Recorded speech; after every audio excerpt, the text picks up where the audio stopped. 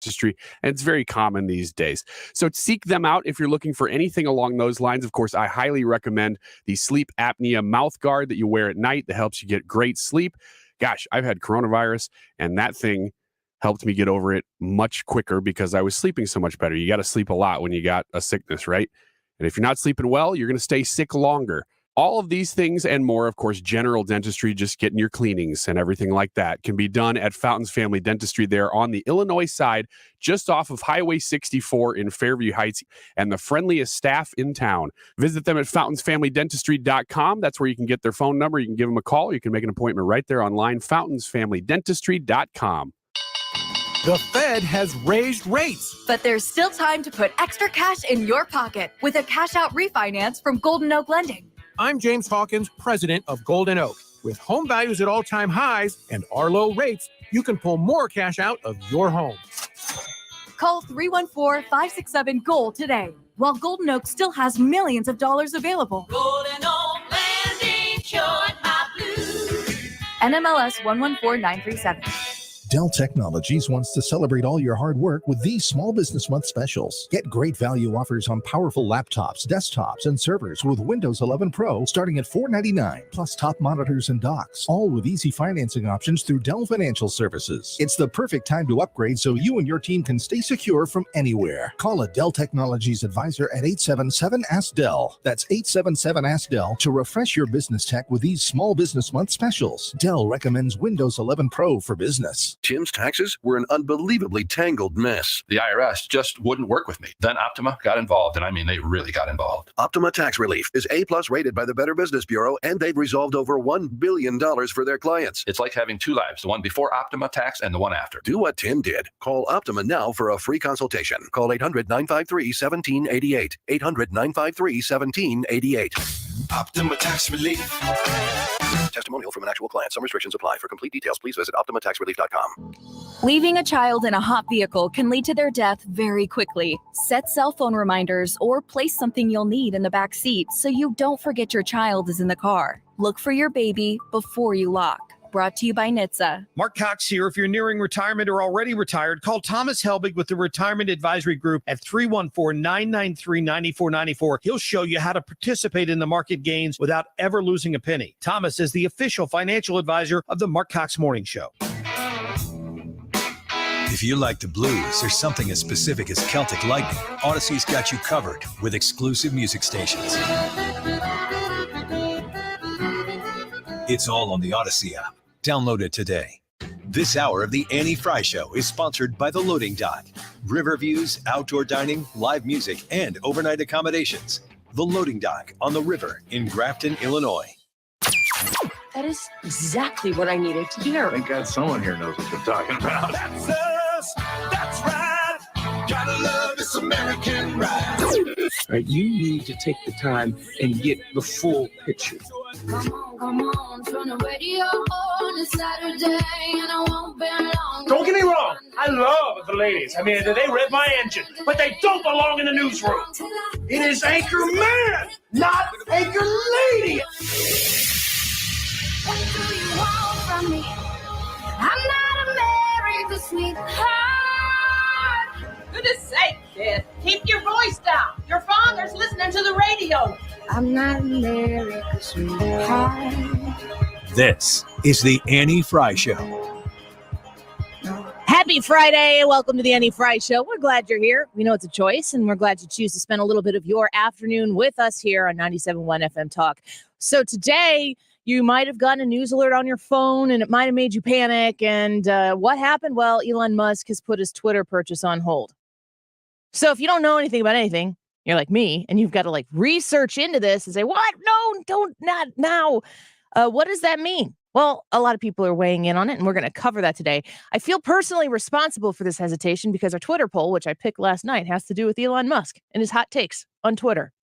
So let's get to the meat of what this potential, well, he's put the Twitter purchase on hold.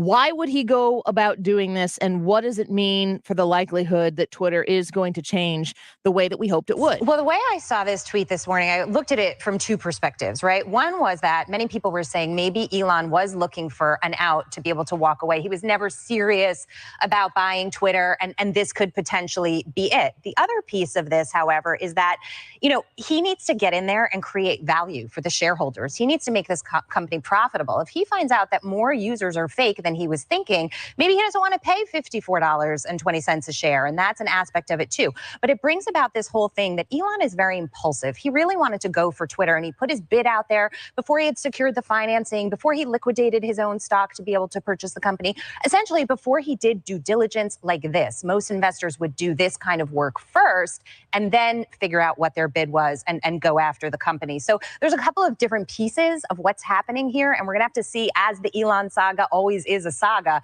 how it plays out. Jackie DeAngelo speaking on Outnumbered earlier today, reacting to this notification that we've received this morning that the Elon Musk Twitter bid is on hold. Notice I'm saying that it is on hold. It's not canceled. He hasn't bailed out. It is going to cost him $1 billion if he bails out of this deal.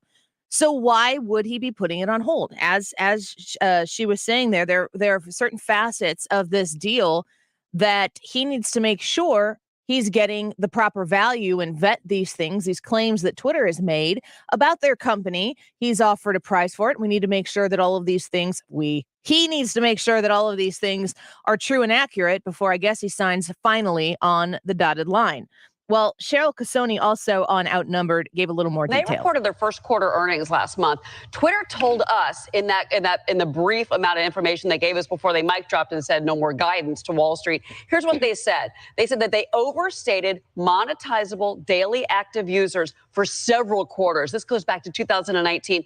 I pulled up the numbers today. In the fourth quarter, they overstated by 1.4 million of 2020. Q1 21, 1.6 million. Overstated users. Q2 2021, 1.7 million overstated users. He wants the proof. And remember, there's $1 billion breakup deal over this. If either side pulls out of this deal, there's $1 billion penalty. I don't think Elon Musk pulls out of this, but he's doing the right thing, and I don't blame him. He needs to make sure that he can monetize these users, because you need to be able to prove that somebody on Twitter saw an advertisement. I have to go back to Coca-Cola or PepsiCo or whoever and say, yes, that user did see the advertisement, and that has to be proved. He wants proof. Not surprised by what Musk is doing. It is the right call, but I do think at the end of the day, the deal goes through. Well explained there by Cheryl Casoni on Fox News. The tweet that came out from Elon Musk about 7 hours ago, I'll just read it verbatim. Twitter deal temporarily on hold, pending details supporting calculation that spam/fake accounts do indeed represent less than 5% of users. Okay, so let me let you in here on a little bit of how this functions. I have a decade of experience in working on the digital brand of 97.1. That's where I came from before they dug me out of my corner and stuck me in here in the middle of the day. First, they hid me on weekends, but I am so glad to be here. So have you ever noticed when you turn your radio on, it's free, right? When you turn on your radio, you do not put a quarter in the slot. Imagine if you did. That would be great. Mail me those quarters. Lots of arcade games in my future. You don't pay anything to listen to the radio. So radio is free, right? Well, so is, network TV, if you can figure out how to get that antenna on your house these days.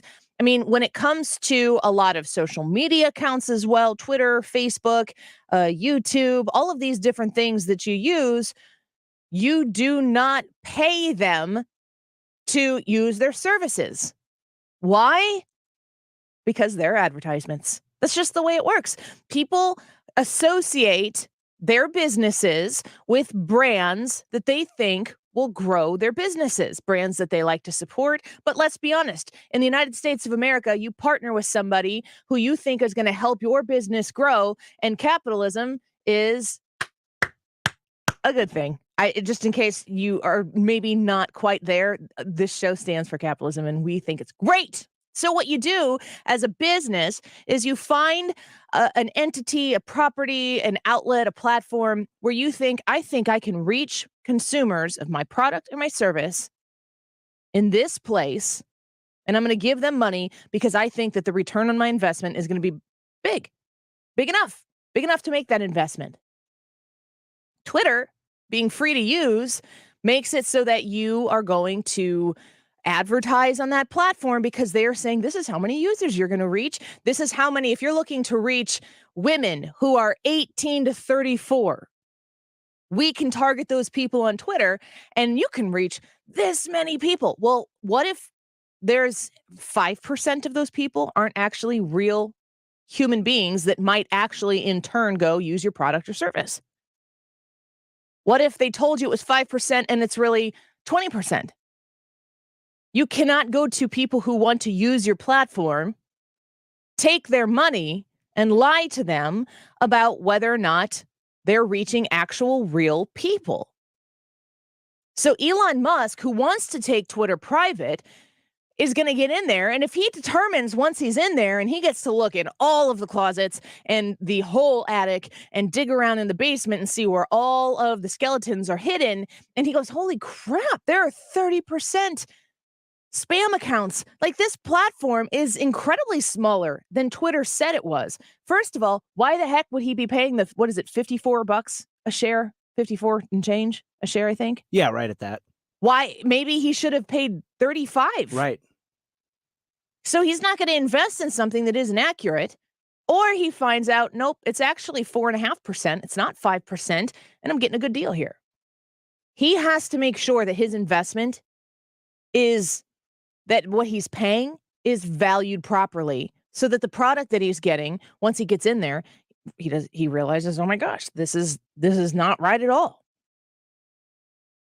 I think that this is a really good move. And I also think from what we're expecting Elon Musk to do when he completes, and I'm still saying when he completes, not if he completes, when he completes his purchase of Twitter, I expect more of these instances to happen in the next few months. And that's what we need to know. We need to know what is going on at Twitter. How do they collect their information? How do they censor people? How do they determine that somebody gets to be on the platform and doesn't get to be on the platform? How do they determine what they're going to label with, what do you call those? The labels that like give you more information? Because it's not really a fact check. It's usually just like an expounding on a specific thing. So if somebody tweets about vaccines, they stick that little notification on the bottom of it that's like, well, here's the approved Twitter vaccine information. You know what I'm talking about? Yeah. The warning labels or whatever. Yeah. I mean, it's not so much, it goes beyond warning. Like Right. if you share false information, according to what they say, they just take it down. And or they put you in timeout until you take it down, which is what Twitter does. Facebook pretty much just takes it down, I think. If you share anything for 2 years, if you shared anything about the pandemic, they had an approved set of information that was usually in partnership with the CDC, and it was like an addendum to every tweet that ever, or every Facebook post that ever went out about that information. I think YouTube does it as well. It's still on YouTube, yeah. I mean, I quit putting on my descriptions because we're live right now. I'm going to tell you about the YouTube live chat poll here in a second. We're live on the Annie Frey YouTube channel. Friday is a particularly fun day to be on the YouTube live chat. And if we're going to talk that day about something that has to do with the pandemic, I'm not going to put the name of the pandemic in my YouTube description. I'm not going to stop talking about what I want to talk about on the air because this is my show. And for the record, it seems like it bears repeating every once in a while. Nobody's telling me what to talk about and what not to talk about. It's never happened. It is the benefit that the Annie Frey show is a manifestation of whatever's rolling and rattling around in my brain at any given time. But also, if somebody were to hand me copy points, maybe I could mail it in a few days. Hey, just read from this paper. Here you go. All right. What does this say we're talking about today? Nope. Nobody does that. And as a matter of fact, we prepare the show like in the bottom of the 8th inning before the show actually starts. Brad will attest to this. Yes. We do this show like the Cardinals do offense. What? At the bottom of the 8th, bottom of the 9th. Hey, it's better than none at all, right? Right? You gotta, as long as you're putting the win on the board, which we could be doing it a little bit more of. The Cardinals, not us. We're winning. Trust me. I just think it's very good to see Elon Musk saying, hey, we need to get this out in the open. What if the scenario, according to what we heard there in that second clip from Cheryl Casoni on Fox News Outnumbered, the way she's explaining, like, listen, he's signing on he's gonna write a check for $54 a share because he's been told that the platform is made up of up to 5% spam accounts and fake accounts. I mean, if it's only 5%, I would be blown away, shocked by that. Yeah, that sounds low. I am small peanuts on Twitter. Somebody here in this building, Eric, got me a blue check because Odyssey was in connection with the Twitter people, and the idea behind getting a blue check on Twitter is basically if somebody could harm my personality and who I am by impersonating me, that if there's another Annie Frey Show _ Twitter account out there and they're saying crazy things that could get me in trouble, that the blue check is, they're like, nope, this is the real Annie Frey. So there might be other people out there that are imposters or parody accounts for sure. I mean, good grief, how many Donald Trump ones are there out there? Is the Trump Cardinals one still?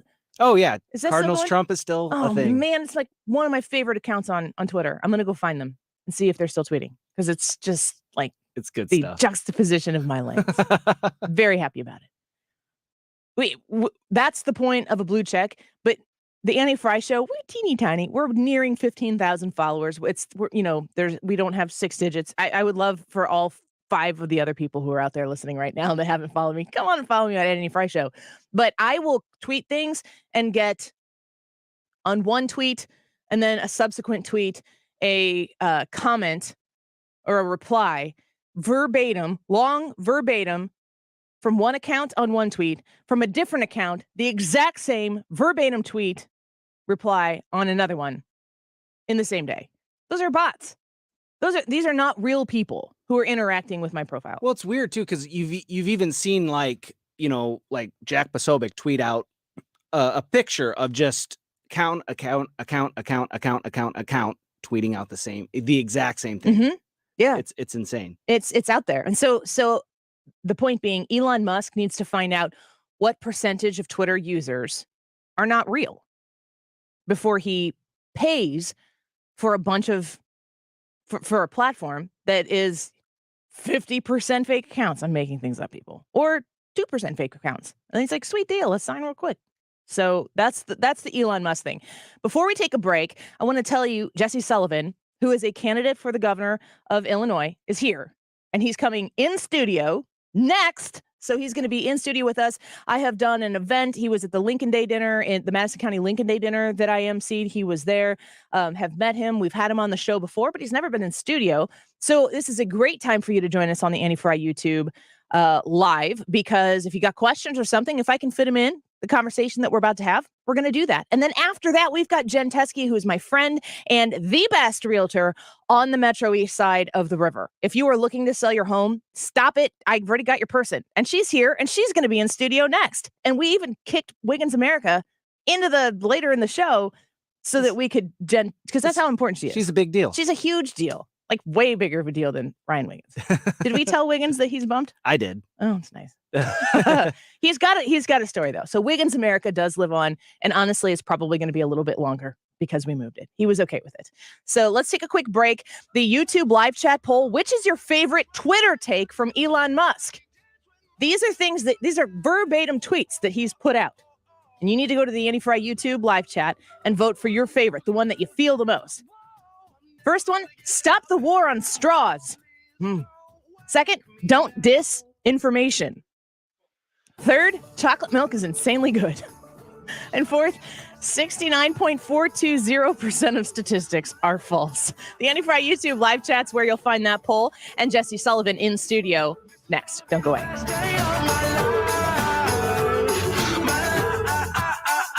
The Annie Frey Show is streaming online. Watch us live on YouTube and subscribe.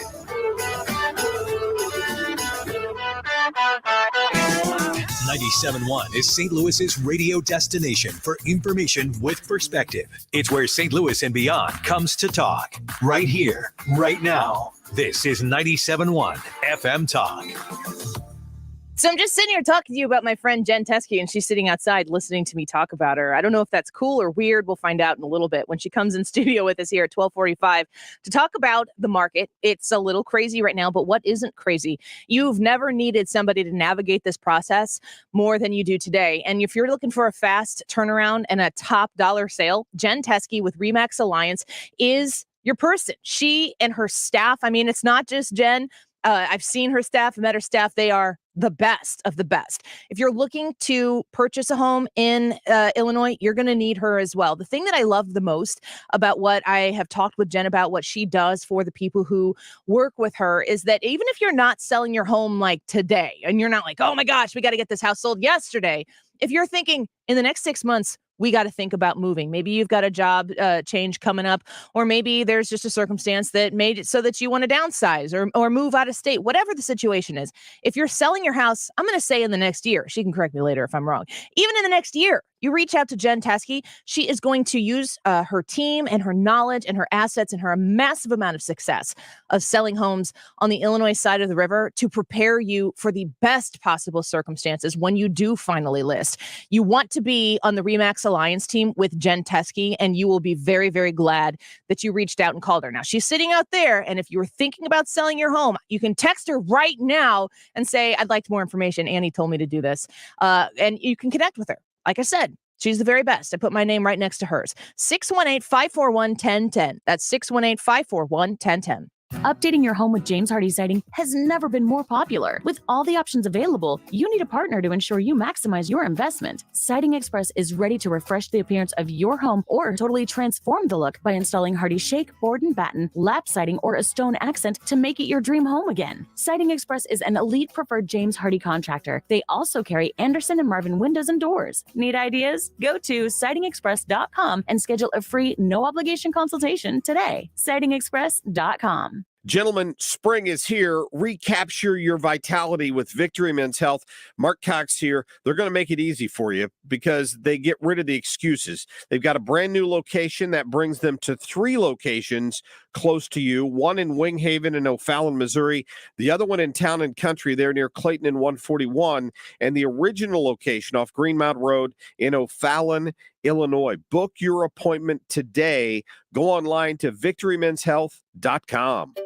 Finding great candidates to hire can be like, well, trying to find a needle in a haystack. Sure, you can post your job to some job board, but then all you can do is hope the right person comes along, which is why you should try ZipRecruiter for free at ZipRecruiter.com/radio.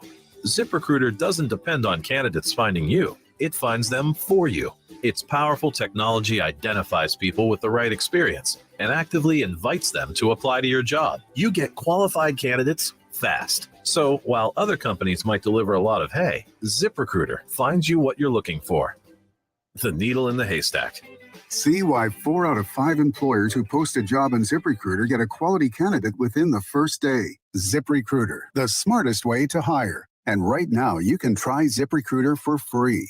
That's right, free at ZipRecruiter.com/radio. That's ZipRecruiter.com/radio. ZipRecruiter.com/radio. Hey, Mike, what are you doing way up on that ladder? You're going to hurt yourself. Oh, I'm trying to unclog these gutters. That's smart. I had water damage from my gutters last year. It cost me $10,000. Wait, $10,000? Yeah, and from over here, it looks like water's been pouring over your clogged gutters, and it's probably doing real damage to your foundation. You need to do what I did. Get off the ladder and call Leaf Filter. Yeah, but I need to get these gutters flowing now. That's why you need to call Leaf Filter. They'll clean and realign your gutters and install their exclusive micro mesh screen system so nothing gets in your gutters except water. So Leaf Filter protects my house from damage and means no more gutter cleaning for me? Bingo! Plus, Leaf Filter has an industry-leading lifetime warranty, so your gutters are covered for life. Thanks, Frank. I'm calling Leaf Filter today. Don't go another day with your home unprotected. Call 1-844-300-LEAF or go to tryleaffilter.com for your free gutter inspection. Call 1-844-300-LEAF or go to tryleaffilter.com right now for an extra 15% savings. Call 1-844-300-LEAF or go to tryleaffilter.com. That's 1-844-300-LEAF. It's time for an $89 AC tune-up. ChevroletCarry.com.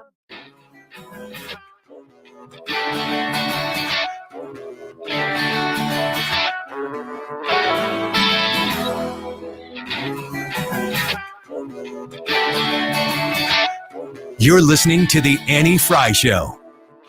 Follow Annie on Twitter at Annie Frey Show. Could this be a dream? Or just the same nightmare that keeps me awake? Feel it in my brain. Tall shot of pain. Pour a little out now for the love that we made. Feel it in the morning. Still here. This is far beyond just an attack on women's rights and women's reproductive rights in particular.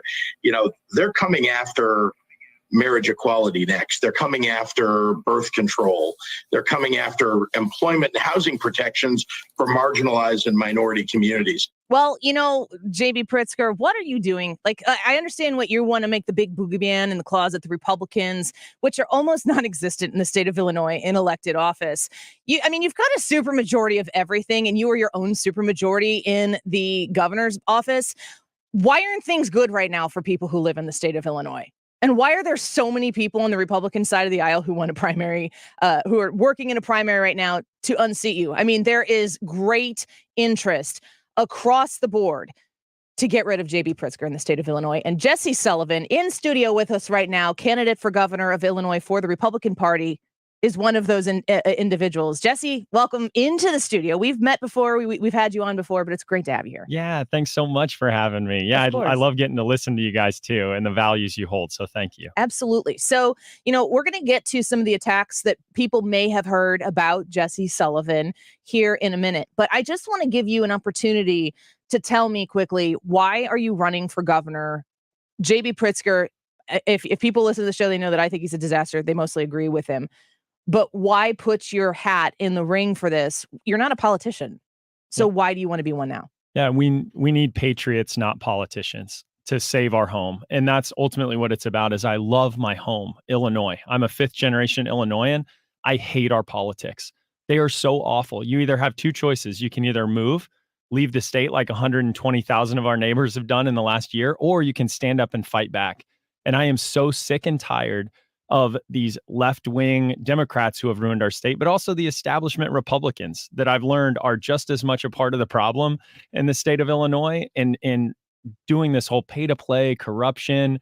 It's a mess. And so somebody from the outside needs to step in who's a true patriot who says, I love our home. We need conservative values back in our government again. Well, you can go to jessesullivan.com. That's JESSE Sullivan.com to learn more about the things that Jesse stands for and the direction he wants to take the state of Illinois. But you're talking about the establishment Republican Party in the state of Illinois. And of course, we've seen what the Democrats have done from it. I hear all the time, Jesse, that you're funded by Democrats, that the Democrats want Jesse Sullivan to win the Republican Party. Why? Yeah, it's absolutely ridiculous. I mean, you look at Richard Irvin, who's spreading all these lies about me. He has this liberal stink on him that their campaign consultants say, hey, let's spread it around to everybody else and misinform and tell lies. So they say, oh, you're open borders. No, I'm not. I think a single illegal immigrant crossing the border is one too many. We need to be a nation of laws. You look at where that comes from. I started a magazine here at St. Louis University where I went, which I'm so proud of, and then when I left, like most college kids do, I had nothing to do with this publication. And 6 years later, someone I've never even met writes an article in it. And that's what they're grabbing to say that I am pro open borders. It is ridiculous. But here's why Richard Irvin does it. It's because he has a sanctuary city in Aurora. He refuses to work with federal law enforcement on illegal immigration. So he says, oh, let's insulate ourselves from these attacks. Let's muddy the water so we make everyone look like a liberal. Well, I'm not. I'm a true conservative, fiscal, social, constitutional conservative that wants to push back against these lies. And I really don't care, that someone like Richard Irvin would tell these lies about me because I don't care. I wouldn't get into politics if I cared about, the truth coming out about me. I care about the people of Illinois. I'm so sick and tired of somebody going behind closed doors and selling out the people of Illinois. The only difference between Richard Irvin and JB Pritzker is going to be who gets paid. That's the only difference. We're speaking with Jesse Sullivan, who's running for governor. He's a candidate in the Illinois Republican primary for governor. You need to be paying attention to this primary. It is June 28th. And, we're having these candidates on and we're welcoming them on as much as we possibly can. When you hear somebody you like and you want to know more, go to their website, in this case, jessesullivan.com.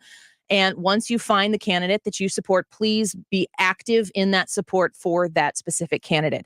Jesse, my biggest concern, and I've said this many times and I say it in front of all the candidates, I want to beat J.B. Pritzker. Yes, and in my mind, Richard Irvin would be better than J.B. Pritzker. You would be much better than J.B. Pritzker. The rest of the candidates would be much better for the state of Illinois than J.B. Pritzker. What we need to do is win. Bottom line for me, the Republicans need to win in this general in November. Can you win? Absolutely, I can. I have not heard a single person around the state of Illinois say, I know what we need to fix Illinois, another professional politician. They need an outsider. We need somebody who actually brings real leadership skills to this fight. And so for me, it is somebody who's actually been over in Afghanistan, helping with as a civilian intelligence analyst. We were setting up local police units. It's why in these combat zones that we have back in Illinois, the police trust me to take it on. The largest active coalition of sheriffs who have gotten behind me in this campaign because protect and serve is at my core. The other area is I have been creating businesses around the world. And I want to do that right here in Illinois because we need to create the industries and jobs of the future. I have that background and that expertise. We need next generation conservatives because you need to turn out the base. You also have to win over these disaffected Democrats. You need the Trump independents, the Reagan Democrats, and next generation conservatives who have been left behind by how far left they've gone in the state of Illinois that are just ready and waiting for that next generation conservative that can appeal to them. That's me. Well, I love to hear that. Jesse Sullivan in studio with us right now on the Annie Frey Show. Let me talk to you a little bit about you said you've got real plans. You've got a real idea about how to make Illinois better. You've mentioned crime, and that is a huge thing on people's minds. I'm going to tell you this right now. My personal perspective of this is Illinois politicians talk a lot about crime and the rampant disconcern with the actual victims of crime. We're more worried about making victims out of the criminals in this woke world that we live in than actually protecting the victims. However, I will tell you, in Chicago, huge problem. St. Louis Metro East, it's a problem. But the people here, we're concerned about taxes, inflation, gas prices. These are probably the top issues that the people in Southern Illinois who are pretty detached and in some ways want to be literally detached from the city of Chicago. These financial issues are killing people down here. Yep. What's your solution? So I am the only candidate in this race that has signed a taxpayer protection pledge saying I absolutely refuse to raise taxes on the people of Illinois while I'm governor. That means I'm going to get out a big Sharpie, bigger than Donald Trump's, and write veto across any new legislation that comes across my desk that has a tax in it, because we do not have a revenue problem in the state of Illinois. We have a spending problem. We have the most units of government. We have the largest per capita number of state workers, and it's out of control spending. And so you don't bring a scalpel to that, you bring an axe. I'm somebody who has a private sector background of helping grow, create jobs and businesses. We are losing to everybody. We can't tax our way out of our debt problem. We have to actually grow the economy, grow jobs. It's nice to stand against and rail against the Democrats. We need a leader who can actually build the economy of the future in Illinois. And that's the background that I bring to this. All right. Jesse Sullivan with us in studio. You're talking about federal workers as well. And I think about the people who are paid by tax dollars throughout the course of the state of Illinois, includes teachers and police officers and people who keep the state of Illinois running. They are also taxpayers. And, I'm married to a public school teacher. So I see all of the stuff that comes from that. And I am fully 100% invested in my husband's success. Like, let it be known that my husband is a public school teacher. I support what he's doing. I love what he's doing. I literally married a public school teacher, a state worker. So I care about that. And there are people who are in that public life that are also taxpayers and don't like the direction that the state is going. And they know that their pensions are in trouble.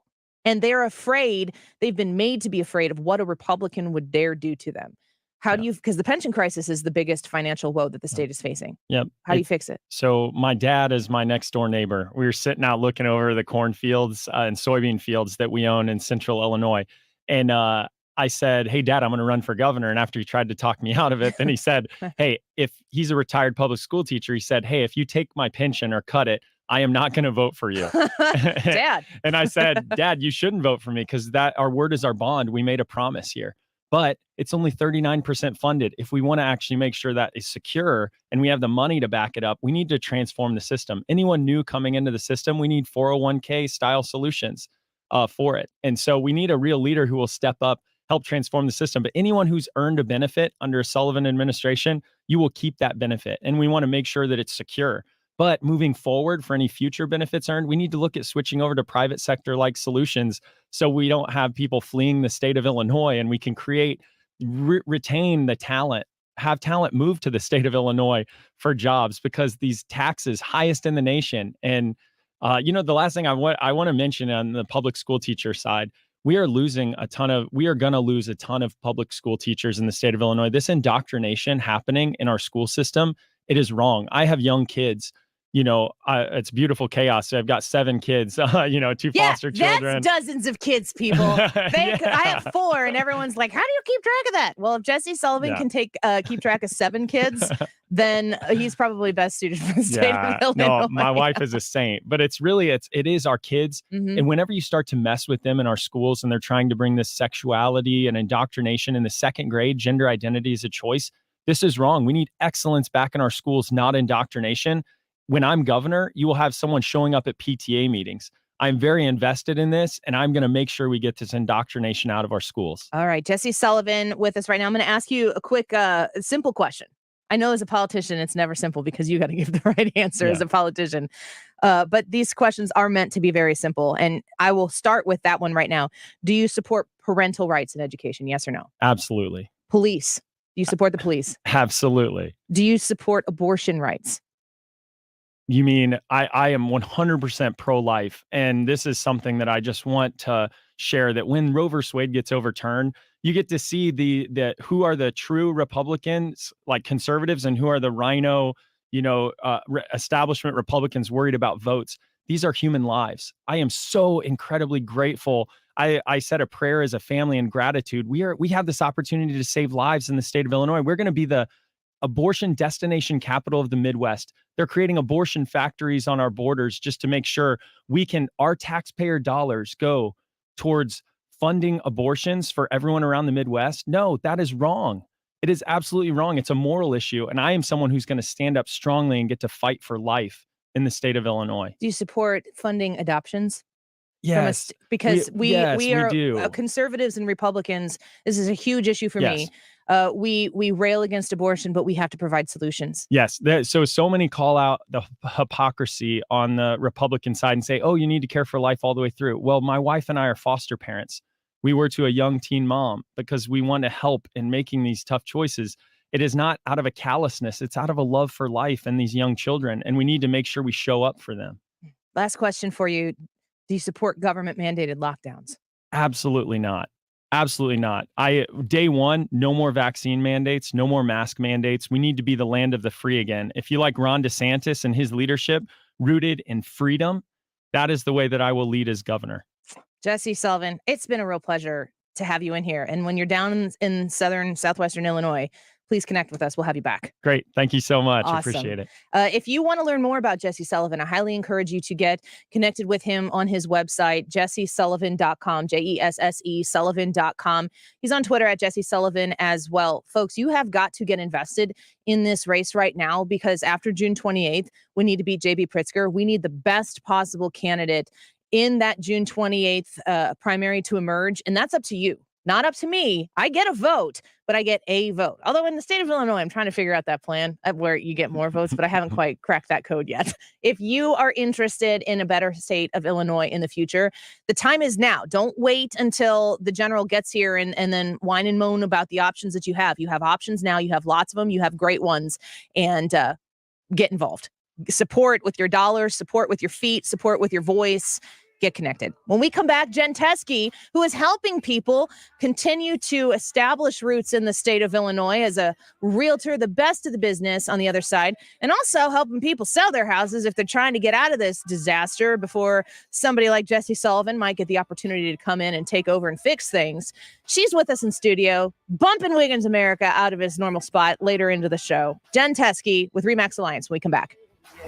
Got the pounding on my brain, so I drowned it away When the sun comes up tomorrow, you can find This me is the doing Annie same. Frey Show. 'Cause I just can't forget. Find the podcast, on-demand audio, and more at 971talk.com/Annie. Here is a ghost of you instead, and then I feel it in the morning. The Mark Reardon Show. This administration has not condemned these protests that are going on outside of the Supreme Court justices' homes. We cannot go outside people's homes and harass their families because of what their parents do for a living. Weekdays from 3 to 6 on 97.1 FM Talk.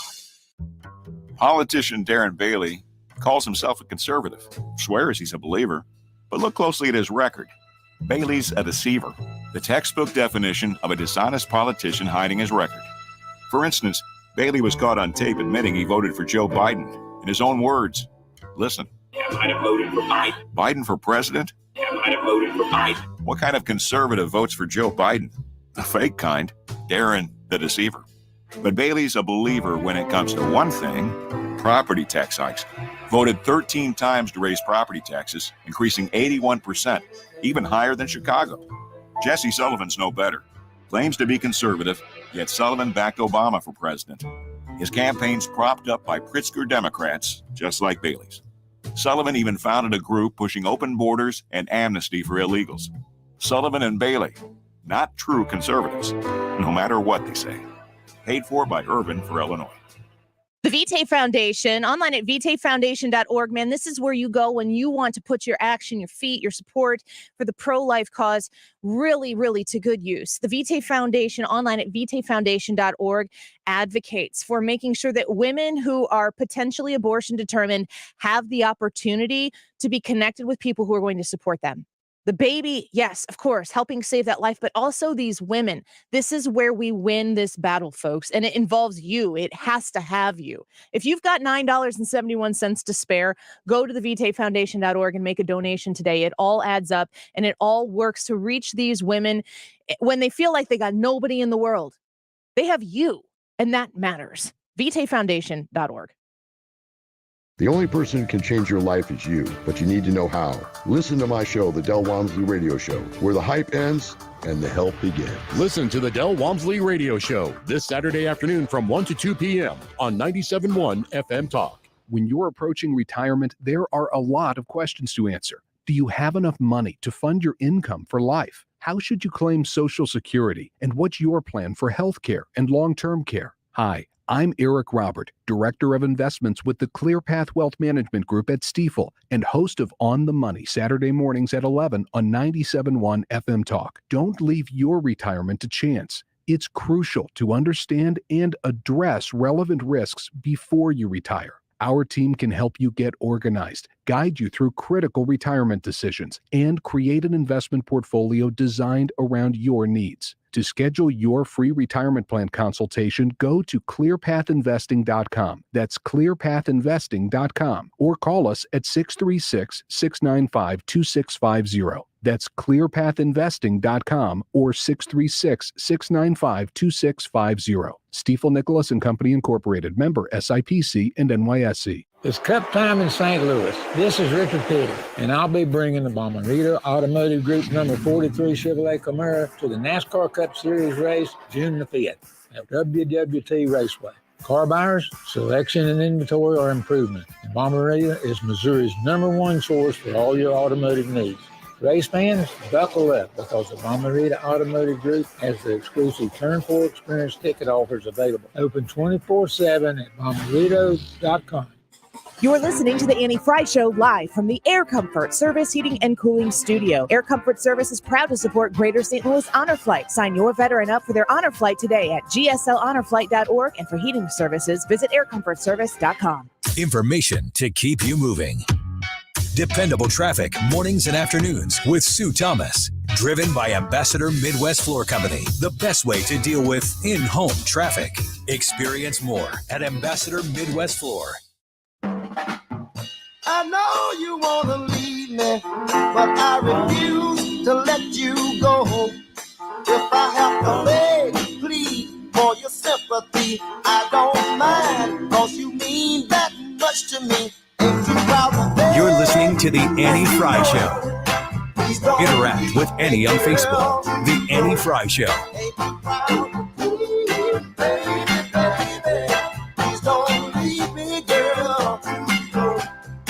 back to the Annie Frey Show. Man, we got like a whole host of really cool people in the studio today. And one of them is my friend Jen Teske with Remax Alliance. We've partnered with her on the show. She is my choice for a realtor on the Illinois side of the river. And she's here. Jen. Hi. First of all, let's go Blues. Yeah, let's go Blues. Was that an awesome game last night or It what? was so fun. I like those dominant wins where, I mean, it's really fun to watch a really close game and to come out on top, but it sucks when you don't. Especially when you're wanting to advance to the next level. Yes. It's nice to have that shoe in, you're going to do it. And now we're into the next level. It's so exciting. Very I love exciting. hockey. You do. I do. I didn't grow up as a hockey person.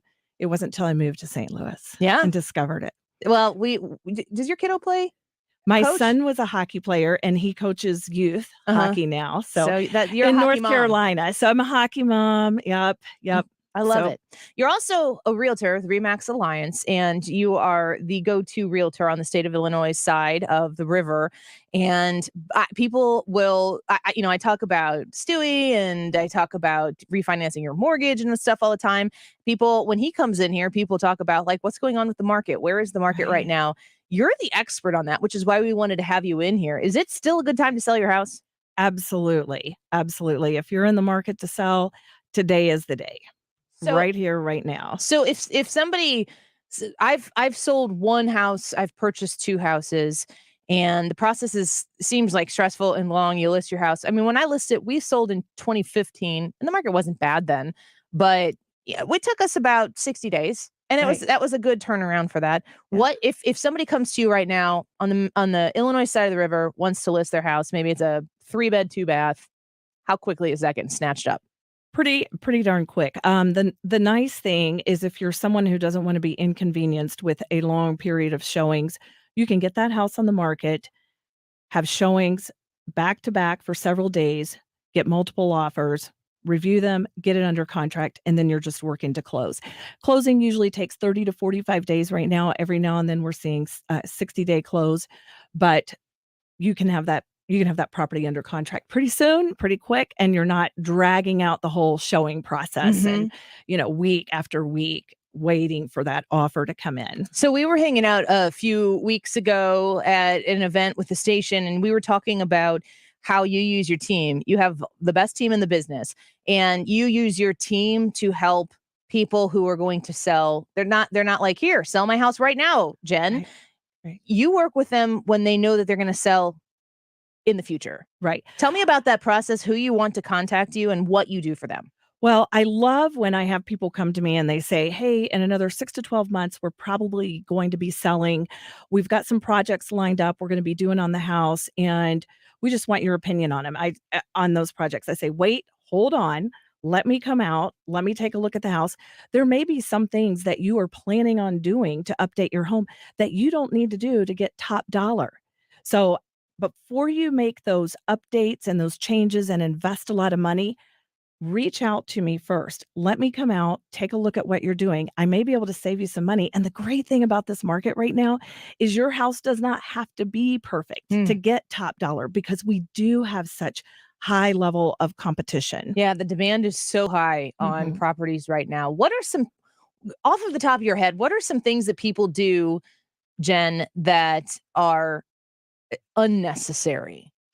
Is there like a bucket of things that is common that people are like, oh, I'm gonna sell my house, I guess I gotta do blah blah blah blah blah, and you're always like, no, you just don't need to do that? Well, it's funny because we all tend to do a lot of watching of that HGTV show, and we want to make our house HGTV Are you talking ready. about the ones where the school teacher and the aspiring actor want to buy a $1.2 million home? And I'm sitting here going, I am busting my butt right now. How are these people doing this? Yep. I may have been on one of those shows, House Hunters, and I can tell you it's definitely not quite like how it is on the show. Yeah. So, they only have 30 minutes. Production. Maybe so. Maybe so. Probably. I love to tell this story. Years ago, I had some clients who reached out to me. They'd only been in their house about a year and a half, and they said, hey, what do you think about our neighborhood putting granite countertops in there? Is that something that we should do, or what do you think? And I said, well, you should do it if you want it. Mhm. I didn't know they were going to be selling. They neglected to tell me that because it was still on the down low. And they said, well, is that something that we need to do to sell a house in our neighborhood? I said, no, you don't have to do that to sell a house in your neighborhood. That is not expected, but it will make your house stand out when you go to sell. It will be a lot nicer because your house will have granite countertops, and others in the neighborhood may not.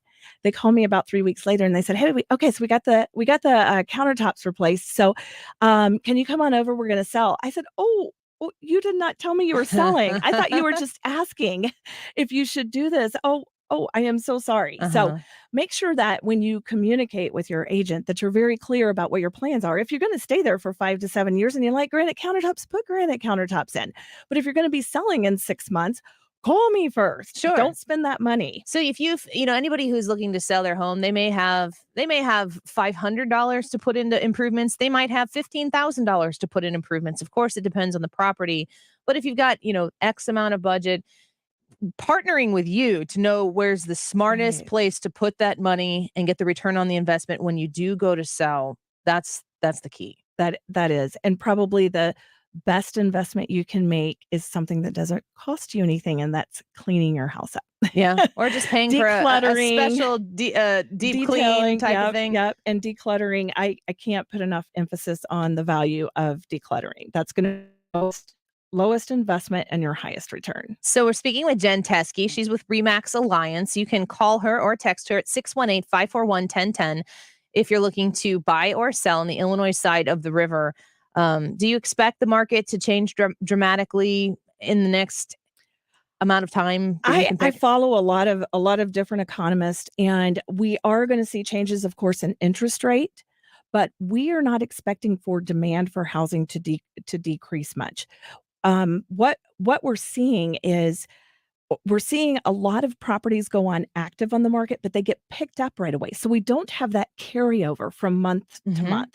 So without that carryover, our inventory still remains low, and it's still very competitive when you're going in to buy a property. So I would say, in the next 18 months, we'll probably see somewhat of a little bit of a stabilization, but we are also expecting prices to go up 8 to 10% this year. Man. So the prices continue to go up. Yes, they do. And in inflationary times, home prices do tend to go up. They tend to hold their value. People want to put their money into real estate rather than into other riskier investments. Well, Jen, we got to run here, but I want to encourage people to contact you with any questions that they have, if that's all right. Yes. It's your phone number, 618-541-1010. The 97.1 family loves having you here. Well, thank you. I love the 97.1 family. Yeah, we are so glad to be partnering with you and grateful that you came in and spent some time with us today. If you're looking to move, if you're looking to sell, if you're looking to buy, reach out to my friend with RE/MAX Alliance, Jen Teske, 618-541-1010. We're going to talk sports with Kevin Wheeler. We come back. Don't go away. From walking away, let your friends laugh. Even this I can stand. Surprise! Surprise parties, they can be fun, right? Well, financial surprises, not so much, especially when you're retired, like finding out you owe more in taxes than you thought you would, or having to go back to work to make ends meet.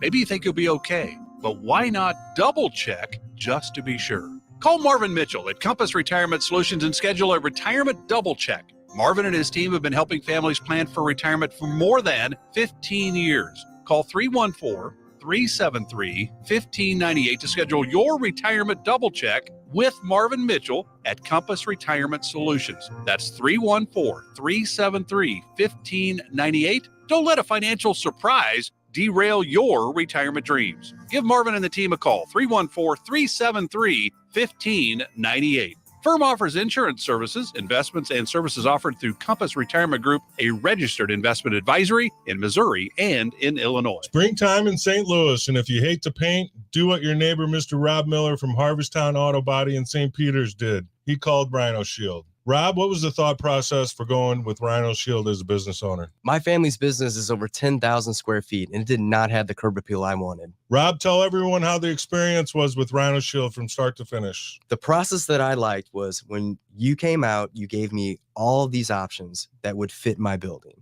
Our building was really faded. I don't want to have to paint my building again. 25 years is a long time to not have to worry about the outside maintenance of your building as far as paint. That's a no-brainer. That's why Rhino Shield worked for me. Are your neighbors jealous? I would be if I was them. Thanks, Rob. Now it's time to call 877-25-RHINO, 877-25-RHINO, or 877-25rhino.com. Genius. Don't paint, don't Rhino. Go Rhino Shield. Never paint your house again. Rhino Shield. Hensher Johnson Orthodontics, online at HensherJohnsonOrtho.com. I want you to check these people out if you have orthodontic care that is needed for you, for your kids, for your grandkids, because you want to send them to a place that they're going to be excited. We have an orthodontic appointment today. Yes, I get to see Dr. Jody. That's what it's all about, because it's a win-win. You get the orthodontic care that you need, and you don't have to drag your kids kicking and screaming each time you need to go. She has the coolest office, but really with the best staff. Everybody who you come in contact with at Hensher Johnson Orthodontics is going to be a pleasant experience. They work very hard to make that the case so that it is always a pleasant place to come. If you are a grown person and you want your teeth to be straight, if you need your orthodontic health to improve, because it affects a lot of things that go on with your health, not just how pretty and straight your teeth are, Dr. Jody is the place to go. When you reach out to her, make sure you mention the Annie Frey Show. And like I said, you can find her online at her website at HensherJohnsonOrtho.com. KFTK FM Florissant, driven by the Bommarito Automotive Group, 97.1 FM Talk. An Odyssey station. Baby formula issues continue. I'm Rich Dennison, Fox News. Parents across the country dealing with shortages of infant formula are finding purchase limits at some stores. And warnings from doctors not to water down formula to stretch it. On Thursday, President Biden talked with executives from Gerber and Reckitt about increasing production, and also had a discussion with leaders from Walmart and Target about restocking shelves and addressing regional disparities to formula access. The recall by formula maker Abbott wiped out many brands covered by WIC, a government program for women, infants, and children. And the Biden administration is working with states to make it easier for WIC recipients to choose different sizes of formula that their benefits don't cover. Fox's Tanya J. Powers. Strong winds and possible tornadoes caused widespread damage in parts of the Midwest, where officials said another round of severe weather during a stormy week killed 2 more people. In Minnesota, a grain bin fell onto a car yesterday, killing a passenger near Blomkist, and a person died yesterday in Sioux Falls, South Dakota, as a result of severe weather. A manhunt is underway in Texas for a convicted murderer who escaped custody. The search is on for 46-year-old Gonzalo Lopez, who the Texas Department of Criminal Justice says somehow got out of his restraints and stabbed a corrections officer during a prison transport along Highway 7 near Centerville, as another officer opened fire. We do not know if the inmate was hit by any of these shots. Multiple police agencies now searching. Lopez is serving a life sentence for capital murder as well as attempted murder. Fox's Jeff Manasso. Elon Musk says his plan to buy Twitter was temporarily on hold as he tries to pinpoint the exact number of spam and fake accounts on the social media platform. He later tweeted that he is committed to moving forward with his proposed $44 billion purchase. America's listening to Fox News. I tend to second-guess dinners with friends because they're often interrupted by diarrhea, gas, bloating, stomach pain, or oily stools. It turns out I have EPI, or exocrine pancreatic insufficiency, which means I'm missing the enzymes needed to digest food. My doctor prescribed Creon, pancrelipase, an oral prescription medication that replaces pancreatic digestive enzymes. Creon treats EPI due to cystic fibrosis, chronic pancreatitis, pancreatectomy, or other conditions. Creon may increase your chance of fibrosing colonopathy, a rare bowel disorder. Tell your doctor if you have a history of intestinal blockage or scarring or thickening of your bowel wall, if you're allergic to pork, or if you have gout, kidney problems, or worsening of painful swollen joints. Call your doctor if you have any unusual or severe gastrointestinal symptoms or allergic reactions. Take Creon as directed by your doctor and always with food. Do not chew capsules, as this may cause mouth irritation. Other side effects may include blood sugar changes, gas, dizziness, sore throat, and cough. These are not all the side effects products of Creon. Creon is the #1 prescribed EPI treatment. Ask your doctor about Creon for EPI and visit Creon.com or call 800-633-9110 to learn more. That's CREON.com. Air Comfort Service Heating and Cooling weather with Chief Meteorologist Dave Murray. Certainly doesn't feel like the middle of May as summertime continues. Partly sunny, hot, and humid today. 92 for the high this afternoon. 92 the record from 1956. Tonight, clear skies. 80s this evening. 69 for the low. Friday, partly sunny skies. Still humid. Couple of spot thunderstorms around, but a lot of dry time. 88 for the high on Friday. This is 97.1 FM Talk. Chief Meteorologist Dave Murray. Right here, right now. Here's 97.1 Insider Stacey Washington. I mean, Democrats, they don't care about Black people. Margaret Sanger started something called the Negro Project. That's modern-day iteration is Planned Parenthood. She wanted to get rid of Black people because she said we were society's weeds and we needed to be trucked up and rooted out. And she felt the best place for a Black person to die was in the womb. Right here, right now, where St. Louis comes to talk. 97.1 FM Talk. Michael's Flooring Outlet online at igotfloored.com. My friend Michael has been championing local business here in St. Louis, serving the greater St. Louis area for years and years and years.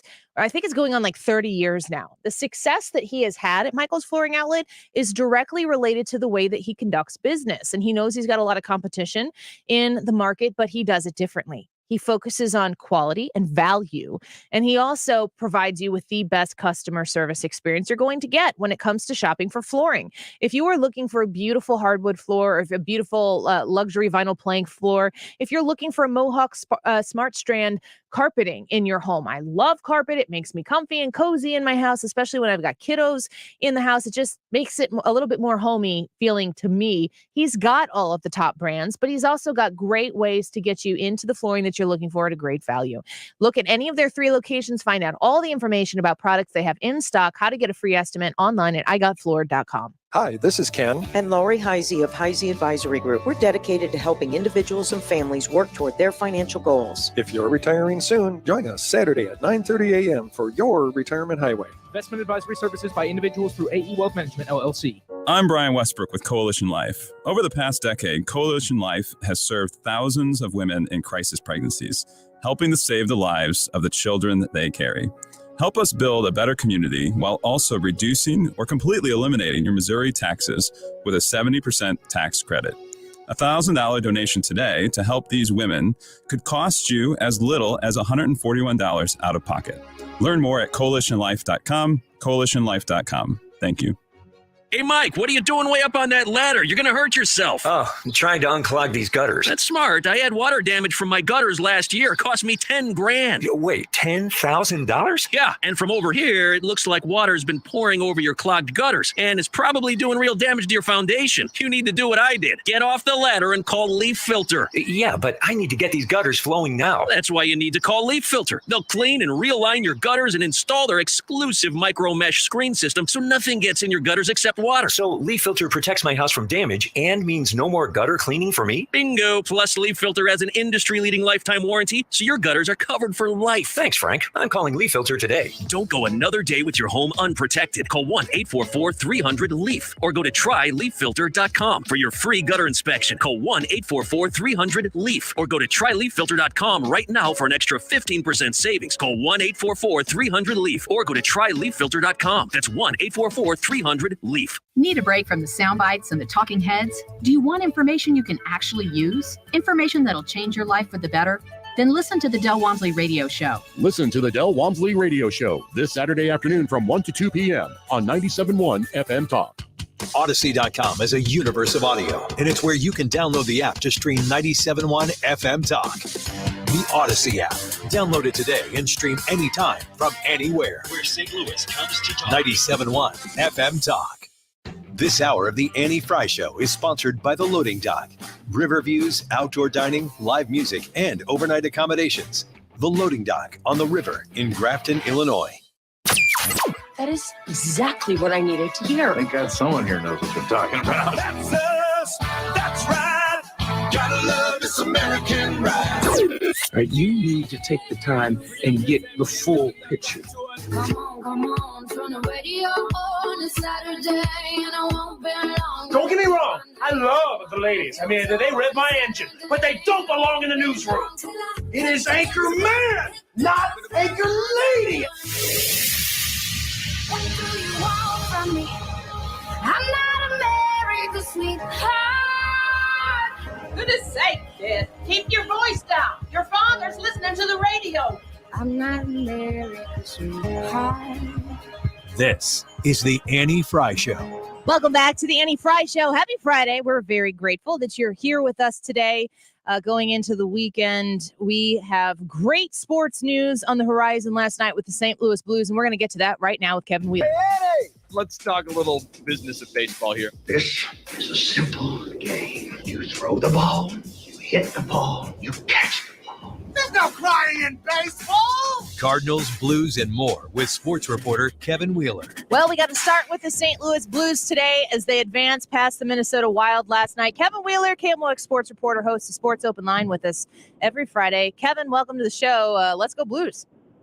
Yeah, no kidding, man. How about the way they recovered from all of the difficulties? I thought that was amazing, man. You know, I know they got a couple of the guys back toward the end of the series, but, you know, you're going up against a team that, you know, over the course of the regular season was not only your equal, but, you know, slightly better in the standings, although you beat them head-to-head more often than not.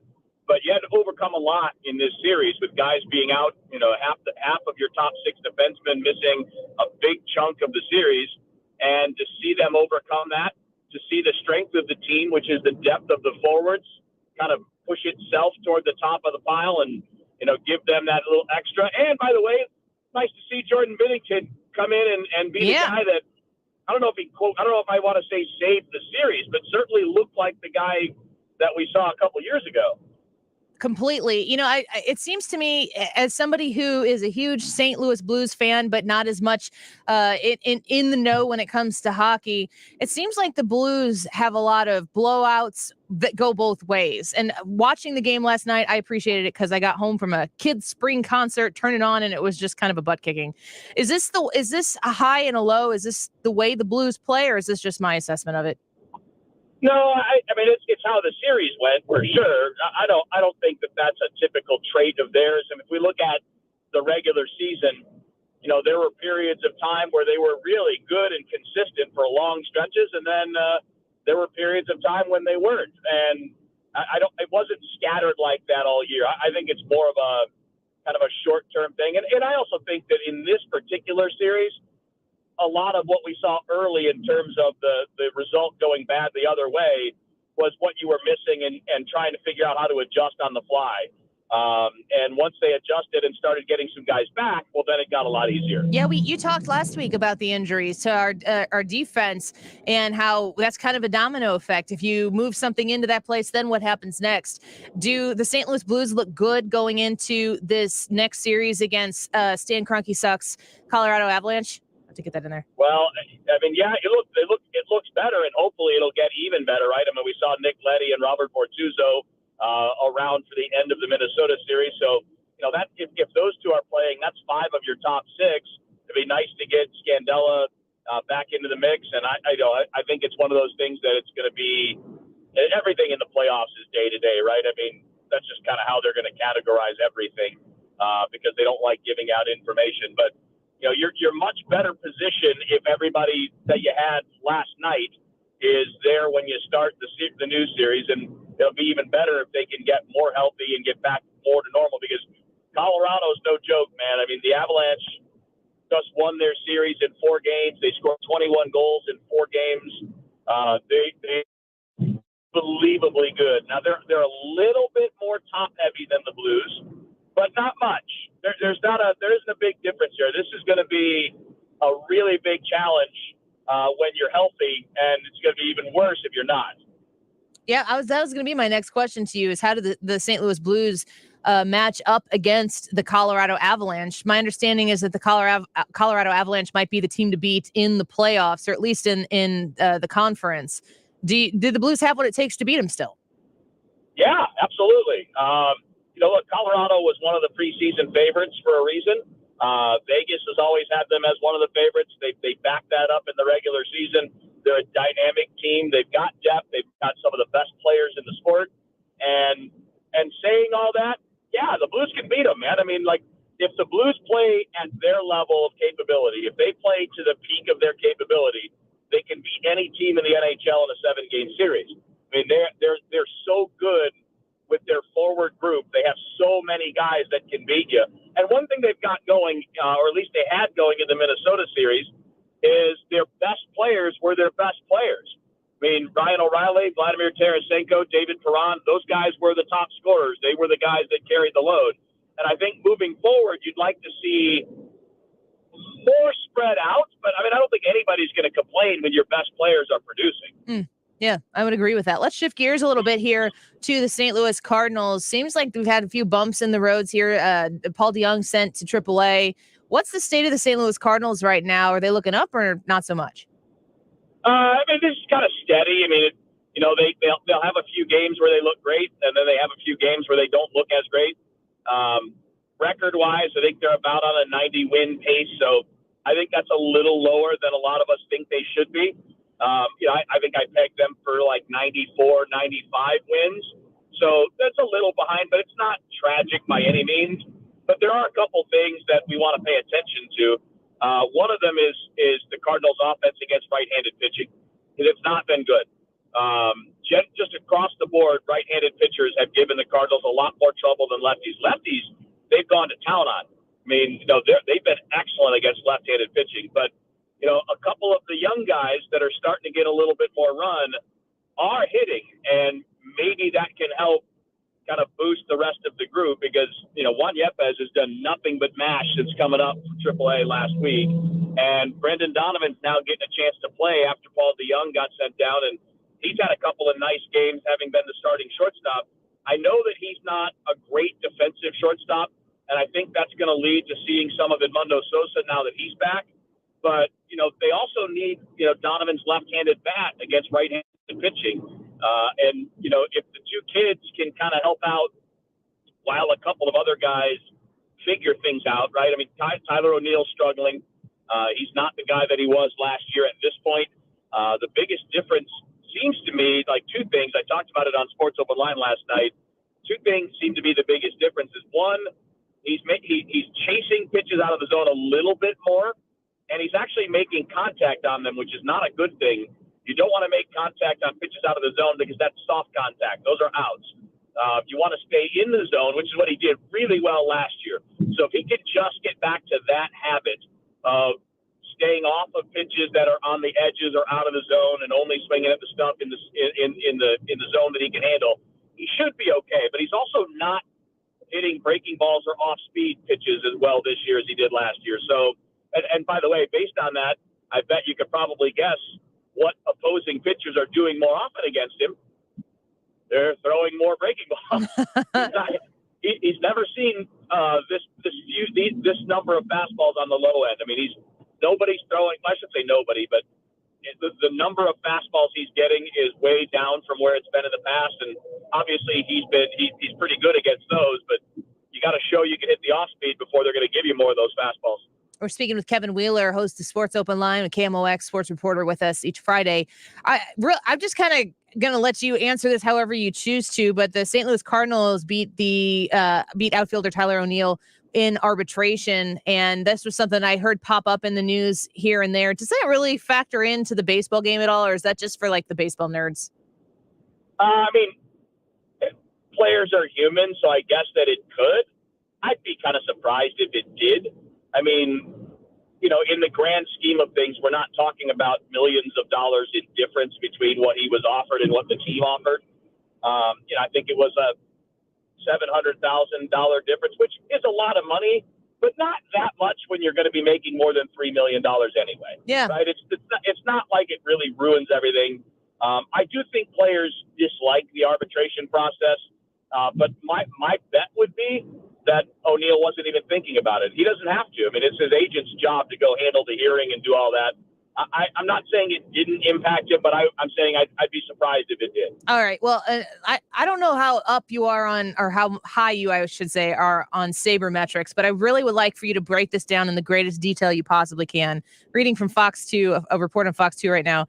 that the Cardinals fans are the third heaviest drinkers among MLB fans. The average fan consumes more than 2.5 beers per baseball game, but according to a study by New York Gambling Online, Cardinals fans drink 3.05 beers a game. Why, Wheeler, are we drinking so much? I mean, the stadium's named after a beer and a beer-producing family, It's an right? homage. Yes, it's I mean, out of respect. We're a beer town. I mean, I'm big on sabermetrics. I'm big on analytics. I don't need them for this. This one's pretty simple. Not to mention the fact that, you know, I would also like to say that even given that, there's pretty good behavior at Cardinals games. Sure. You would think that a place that drinks more would have more fights. We see all that fight bull crap in Chicago and LA and all that. So given that the Cardinals fans drink more beer than all but two places, I think it's even more impressive that we've got a pretty nicely behaved group of people every night. Yeah, I think that is a really great point. I'm glad we didn't have to go into launch angles and exit velocity of drinking behaviors because that could get pretty nasty. Are you a sabermetrics guy? You know, exit velocity is the one I'd be worried about because you don't want it coming back out. Or launch angle. I mean, really. Yeah, really. Do you get into all the extra details, or do you think that, you know, you go with the hot hand and baseball's going to baseball, or do you think that all these extra details really do come into the game and are necessary? They're absolutely necessary. And the thing is that all they are really is observations of what's happening, right? They're telling you, okay, you hit this ball. Here's how hard you hit it. Here's the angle that it left the bat. And we know based on all of the incidences of at-bats in the last, 10, 11, 12 years, what that means and how likely you are to get a hit if you do those things, or how likely you are to produce offense. And, you know, for the life of me, I mean, I get that there are a lot of people that just don't want to take the time to learn all that stuff and get into it because it's pretty tedious. It's not exactly exciting. So I fully understand that. I don't understand people acting like it doesn't matter. I mean, Ted Williams knew that launch angle mattered in the 1940s. Ted Williams talked about, he didn't use the words launch angle. He talked about swinging with, his words were a slight uppercut. So he knew that hitting the ball in the air, and he talked about it. He said, hitting the ball in the air is where the damage is. That's what I'm trying to do. And I mean, this was 80 plus years ago that Ted Williams was talking about it. So what people I think maybe want to do to help themselves come to grips with those things if they don't like them is just note that it's just new words to describe things that everybody's already known. Yeah. You know, when people talk about like the high spin rate fastball, it sounds all technical and stuff. Well, that's what the guys in the olden days used to call a rising fastball. It doesn't actually rise, but it looks like it, and that has everything to do with how fast the ball is spinning. And, you know, these are things that everybody's known for 100 years. We just now can measure them and we have names for them. Yeah, for sure. Yeah, if you have access to information, why wouldn't you look at it? I guess it just kind of becomes, I think that the problem, to identify the problem as if the problem does exist, is that it has really seeped its way into the mainstream conversation about baseball and the broadcast and the play-by-play. And it's like, that's a little too much for maybe the more casual viewer who wants to sit down and take in their 3.05 beers and watch a baseball game versus the people who are listening to sports talk radio or sports open line and maybe a little more interested into that stuff.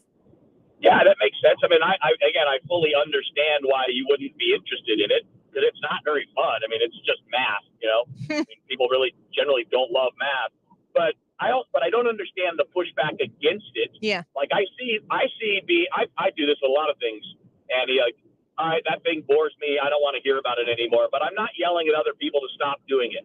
I just don't want to hear it, so I don't listen to it.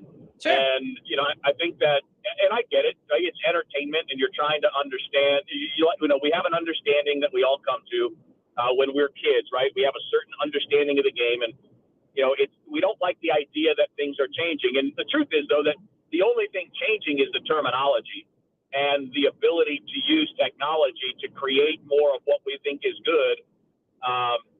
But yeah, I mean, I get it. It's not exactly the most exciting thing in the world. I'm sure as somebody that talks politics every day, there are elements of it you're like, I just don't care. Yeah. I don't want to, it doesn't do anything for me. You know, that I get that. Yeah.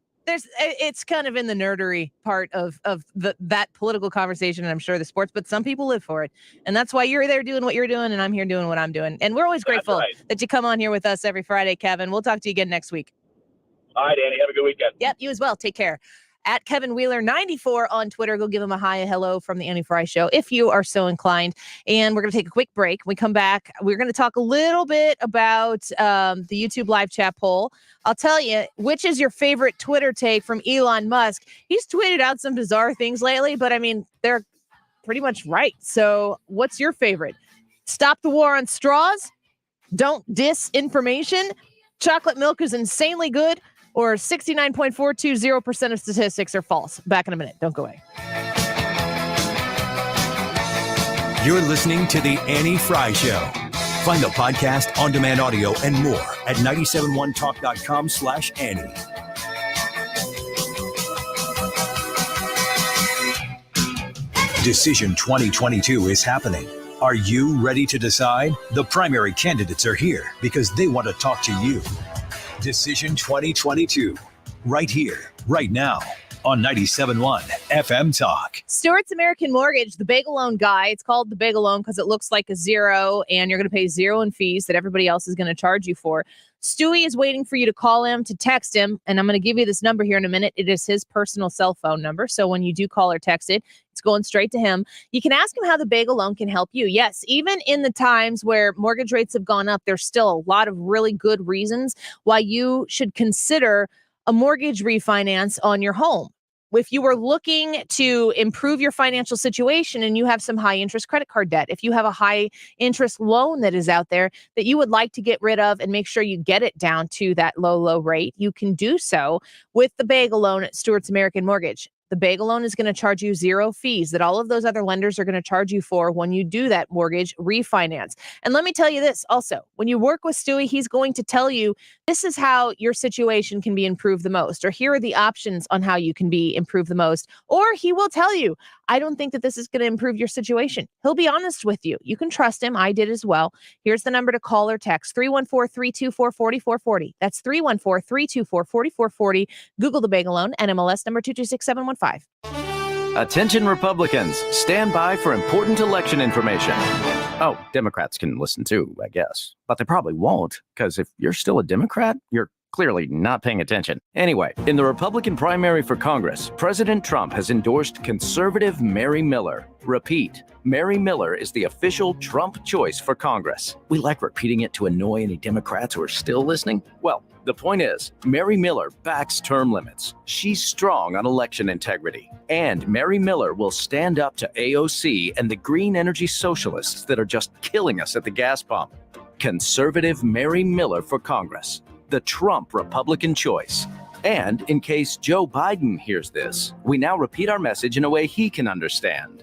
Trump endorsed Mary Miller. Paid for by Club for Growth Action, clubforgrowthaction.org, and not authorized by any candidate or candidates committee. Club for Growth Action is responsible for the content of this advertising. Mark Cox here. Join me, Annie Frey, and Mark Reardon, along with Thomas Helbig of the Retirement Advisory Group for the next Protecting Your Retirement educational event, Tuesday, May 24th at the Frontenac Hilton at 6:30. There's limited seating, so go online at retirementkey.com. Here's Thomas with more. Are you nearing retirement or already retired and concerned how all the market volatility is hurting your retirement accounts? Did you know there are financial tools that allow you to participate in the market growth and still protect you from any losses? Did you also know if you're 59 and a half or older, you can now roll over your 401k tax-free to protect your nest egg from market losses and still generate more income than most investment options? You'll get all the answers and more. If you're 59 and a half or older, you don't want to miss this event. Protect your retirement nest egg and join the official financial advisor of my show, Thomas Helbig, Tuesday, May 24th at the Frontenac Hilton at 6:30. Call 314-993-9494 or online at retirementkey.com. That's retirementkey.com. It's Mark Reardon for my friends at ThrottleNet, and let's talk about managed network versus cybersecurity. That's ThrottleNet's answer to the never-ending challenges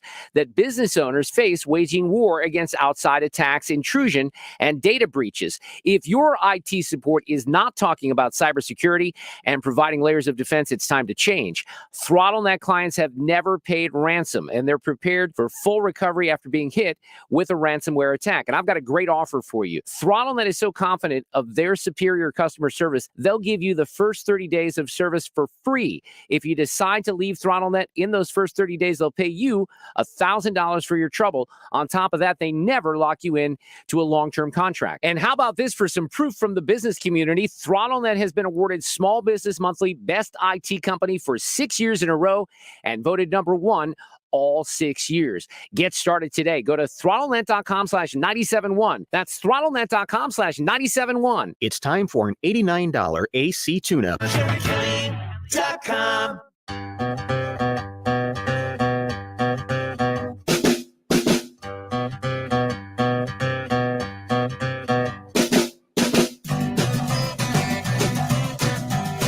This is the Annie Frey Show. Interact with Annie on Facebook. The Annie Frey Show. When I'm out walking, I strut my stuff, and I'm so strung out. I'm high as a kite, I just might stop to check you out. Let me go on. Welcome back to the Annie Frey Show. I've had quite a packed show today so far.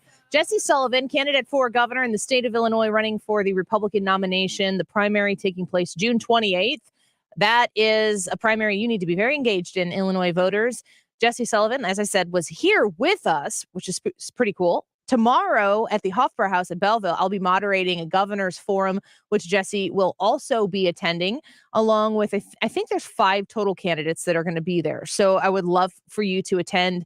There's a VIP reception that you can pay to get into. It's a fundraiser, I believe, for the St. Clair County Republicans from 10 to 11. If you want to meet the folks, I'll be there as well. And then at 11 o'clock, the forum is free. So I would love to see you out there. We'll share I've shared it once on the Annie Frey Show Facebook page, but I'll share it again if you would like the details.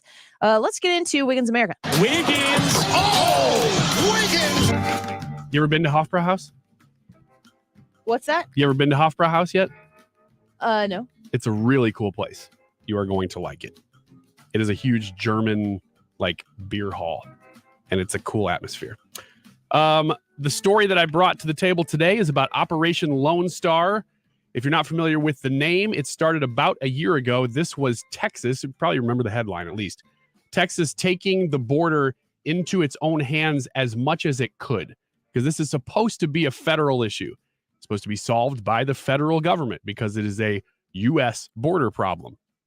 But as we know, the U.S. federal government has been doing absolutely nothing to stop the stem or stop the flow of immigrants coming into the southern border. So Texas Governor Greg Abbott has started this operation to handle it himself, because more than half of the border on the south is Texas border. So he's handling a lot of it. He said he has sent more now than 10,000 state troopers and state National Guard soldiers to stand guard at the border, stopping human smuggling, installing fences, and detaining illegal immigrants. The state has made nearly $3 billion in the last year investment available to cover this initiative. And they have started to finish President Donald Trump's border wall using materials that were already there. And that's one of the success stories that I wanted to highlight from this, because this hasn't completely stopped the problem. Obviously, it's still a huge problem. But there have been successes with this that I think needed to be pointed out. One of them is that in the fall, the state began installing this border wall that was left over from Trump-era projects that the Biden administration had barred from being carried out. The fence panels going up along just a couple miles of border in the Rio Grande Valley. According to federal data, the number of known illegal crossings where that happened, near Del Rio, dropped from 43,000 in September to 28,000 in October. So just anecdotal data, just a little bit like that, shows that the wall itself doesn't completely stop illegal immigration, but gosh, does it help? And it's amazing how much, people complained about the wall ahead of time, that it wasn't going to do anything, but even little areas where they're putting the wall up, it actually is helping. Well, that's like saying speed bumps don't help. People have to slow down, and anything have to. Well, if you want to keep the front end under your car, you do. But the thing is like anything that they can do to slow or stem the flow, it's not supposed to be a barrier in the sense that it's going to stop, but it's supposed to give the Border Patrol a chance to react. Yeah, exactly. And it has, and it does. It's amazing how much it does, actually, because that's not quite half of the number. But it's over just a little area. It's not a huge area because they can't handle the amount that the federal government should be handling. So they're taking it piece by piece.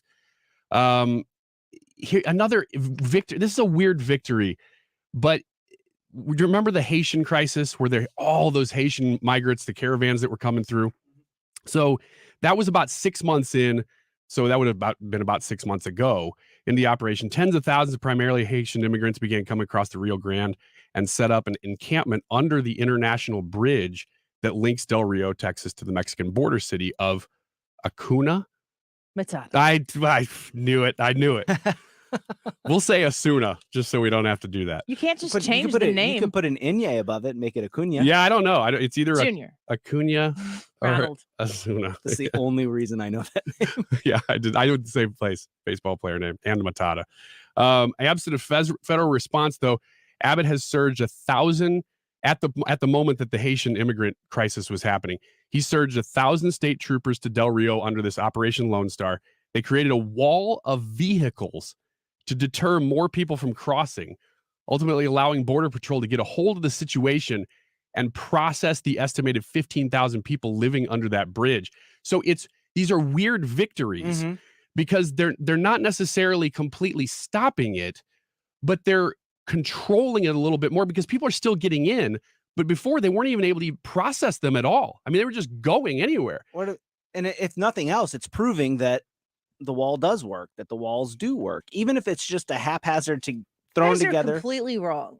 Oh, because if you're saying the walls work, but they work to serve your purpose, not this administration's. Well, this is true, but we're right. Okay. Yeah. And scene. Are you saying this administration's purpose is that there is no wall because they don't want it to work? They don't want it. No, it's what I've been saying about this administration in general on a regular basis, which is we are like, why aren't you solving the problems? They're so obvious. It's because they don't think they're problems. Your solution to a problem and proving that, and by you, I mean one's solution to the problem, saying the wall works. It curbs immigration. That's not the problem they're trying to solve. Well, I know that, but so that's why they're doing what they're doing. Well, yeah, and I'm not saying that in the sense that we're trying to convince this administration. This administration's a lost cause. There's nothing you can say that. Well, that means the country's a lost cause. Well, you've got to stop what you can stop and do what you can do. But I don't see any argument that you could bring to this administration, as evidenced by them further canceling drilling leases on oil when oil prices are already at record highs. The explanation that I've heard on that, though, and I think this makes sense, is that there was nobody looking to drill on that land. And if it were not canceled, it wouldn't be put into effect for 8 to 10 years. Wait a minute. If it weren't canceled, it wouldn't be put into effect? If there was nobody competing to drill on that land.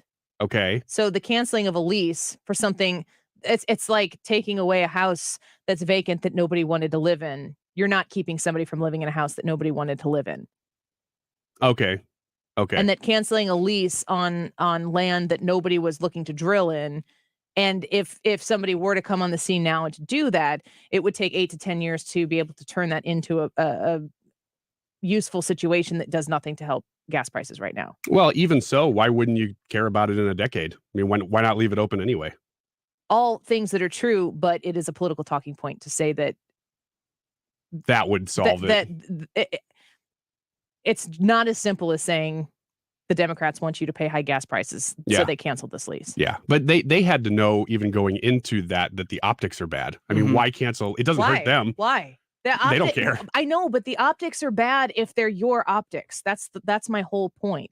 The optics are bad on not following through with money that's already been spent to build a wall where the supplies are sitting collecting dust literally on the southern border to finish the wall when it's already paid for and we're losing money every day on the deal.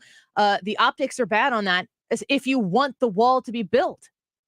We can't be shaking fists at the sky and pounding our fists at the table, pulling our hair out. I can't think of any more euphemisms where we look at this and go, what are they doing? They're doing what they want to do. They're achieving what they want to achieve. So from this side of the aisle, yeah, it's maddening. But if you're asking the question, why, the answer is because they want to. Yeah. No, you're right. I mean, they obviously are achieving a goal here. I think what I'm saying is the optics look bad, or they're not trying to even get votes. Like they're abandoning even people in the Democrat Party who want this. Well, this to me is like arguing a call in baseball. You don't argue to get the call overturned that would just happen. You argue that call for the next call. And so whenever I'm sitting here and I'm looking at what work, that's not the way it kind of does. Maybe in the professional. Well, way. it depends on how you argue the call. But what I'm doing is I'm pointing out that if we have these evidences that the walls do work, then when we are back in control, because what they're doing now, even though it might be their goal, seems to be wildly unpopular, they're going to lose power. So that gives us arguments and data and things that we can point to, so that whenever our side does come back into power, we can be like, look, this is where it worked. This is where it worked. This is where it worked. I'm not arguing to try to change the Biden administration's mind. That's what I mean whenever I say it's a lost cause. They're done. They're not going to listen to anything we have to say, because they've already made up their minds that what they're doing is absolutely right. And they're going to continue to do it. They're going to accomplish their goals. So we need to argue to convince those in the middle, and point out that to convince those in the middle that, hey, maybe we've got a better solution than what they think is working. The question of why is the big one that we've all been asking since January 20th of 2021. Why won't they do this? What is their purpose in doing it? What are they trying to achieve? And Hans von Spakovsky, when they were in town, last week, he said something at the Heritage event last Wednesday night that I'd never heard said before, that I was like, that makes a lot of sense. He was talking about the way that representatives are apportioned according to population, and the fact that you do currently even count illegal immigrants in your population, not necessarily as citizens, but they are counted in your population for allocating representatives. And if a lot of those people are going to sanctuary states like California, it's one of the reasons that they want to open the border. Representatives and electoral votes. Yes, exactly. Let's take a quick break. When we come back, we'll do an Ask Me Anything at 2 o'clock. And Hannah, news alert, Ask Me Anything at 2 o'clock. You got that. People can comment their questions on the live chat on the Annie Frey Show YouTube page, the Annie Frey Facebook page. Let us know what you want to know about the crew. We'll do that at 2 o'clock. When we come back, a little bit about Norm Macdonald. He's in the news again. Why? You're not going to believe this. We'll be back in just a minute. Don't go away.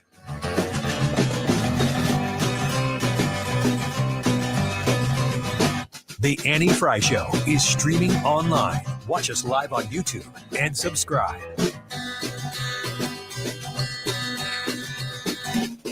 The Mark Reardon Show. This administration has not condemned these protests that are going on outside of the Supreme Court justices' homes. We cannot go outside people's homes and harass their families because of what their parents do for a living. Weekdays from 3 to 6 on 97.1 FM Talk.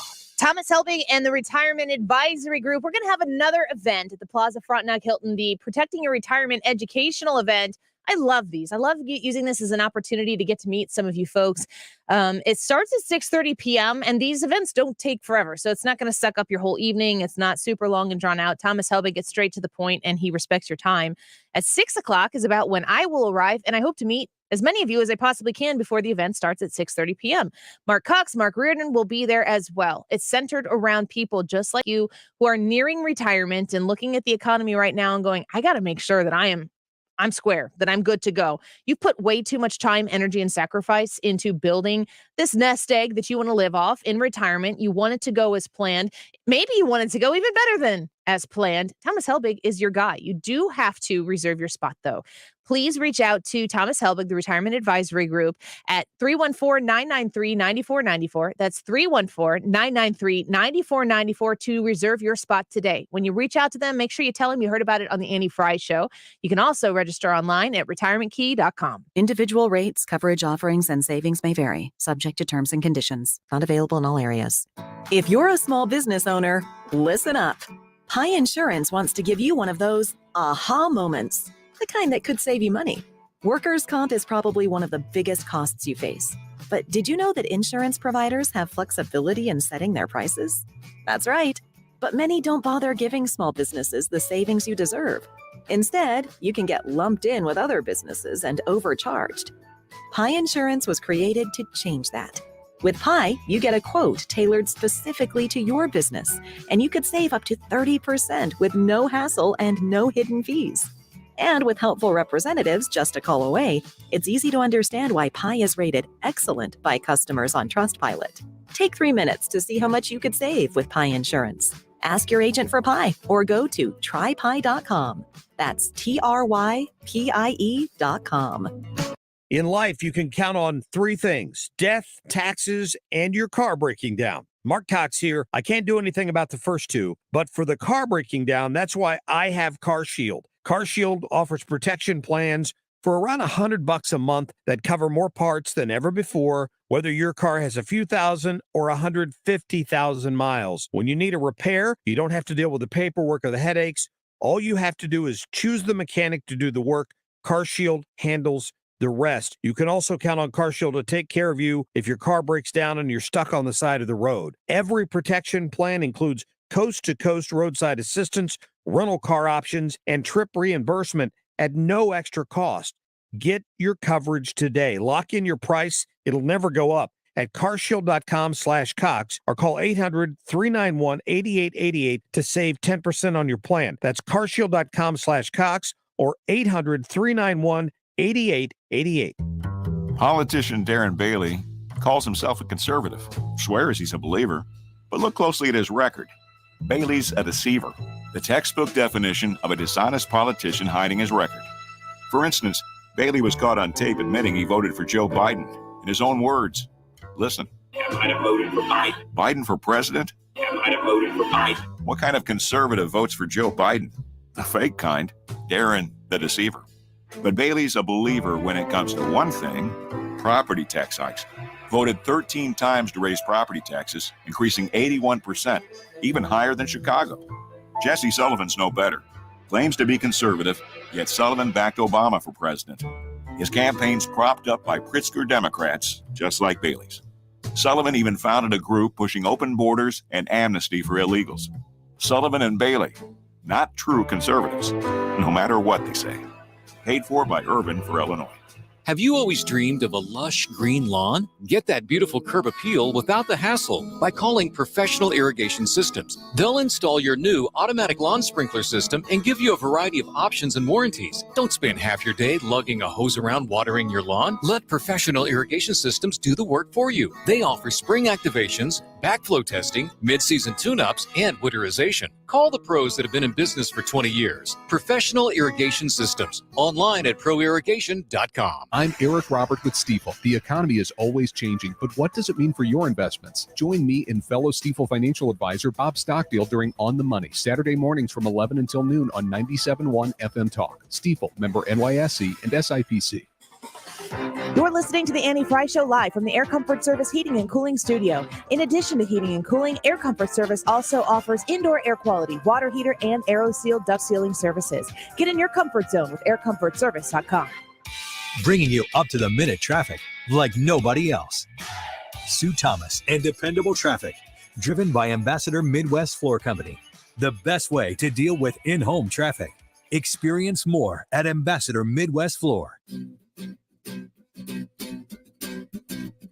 Well, I guess it would be nice if I could. You're listening to The Annie Frey Show. Follow Annie on Twitter at Annie Frey Show.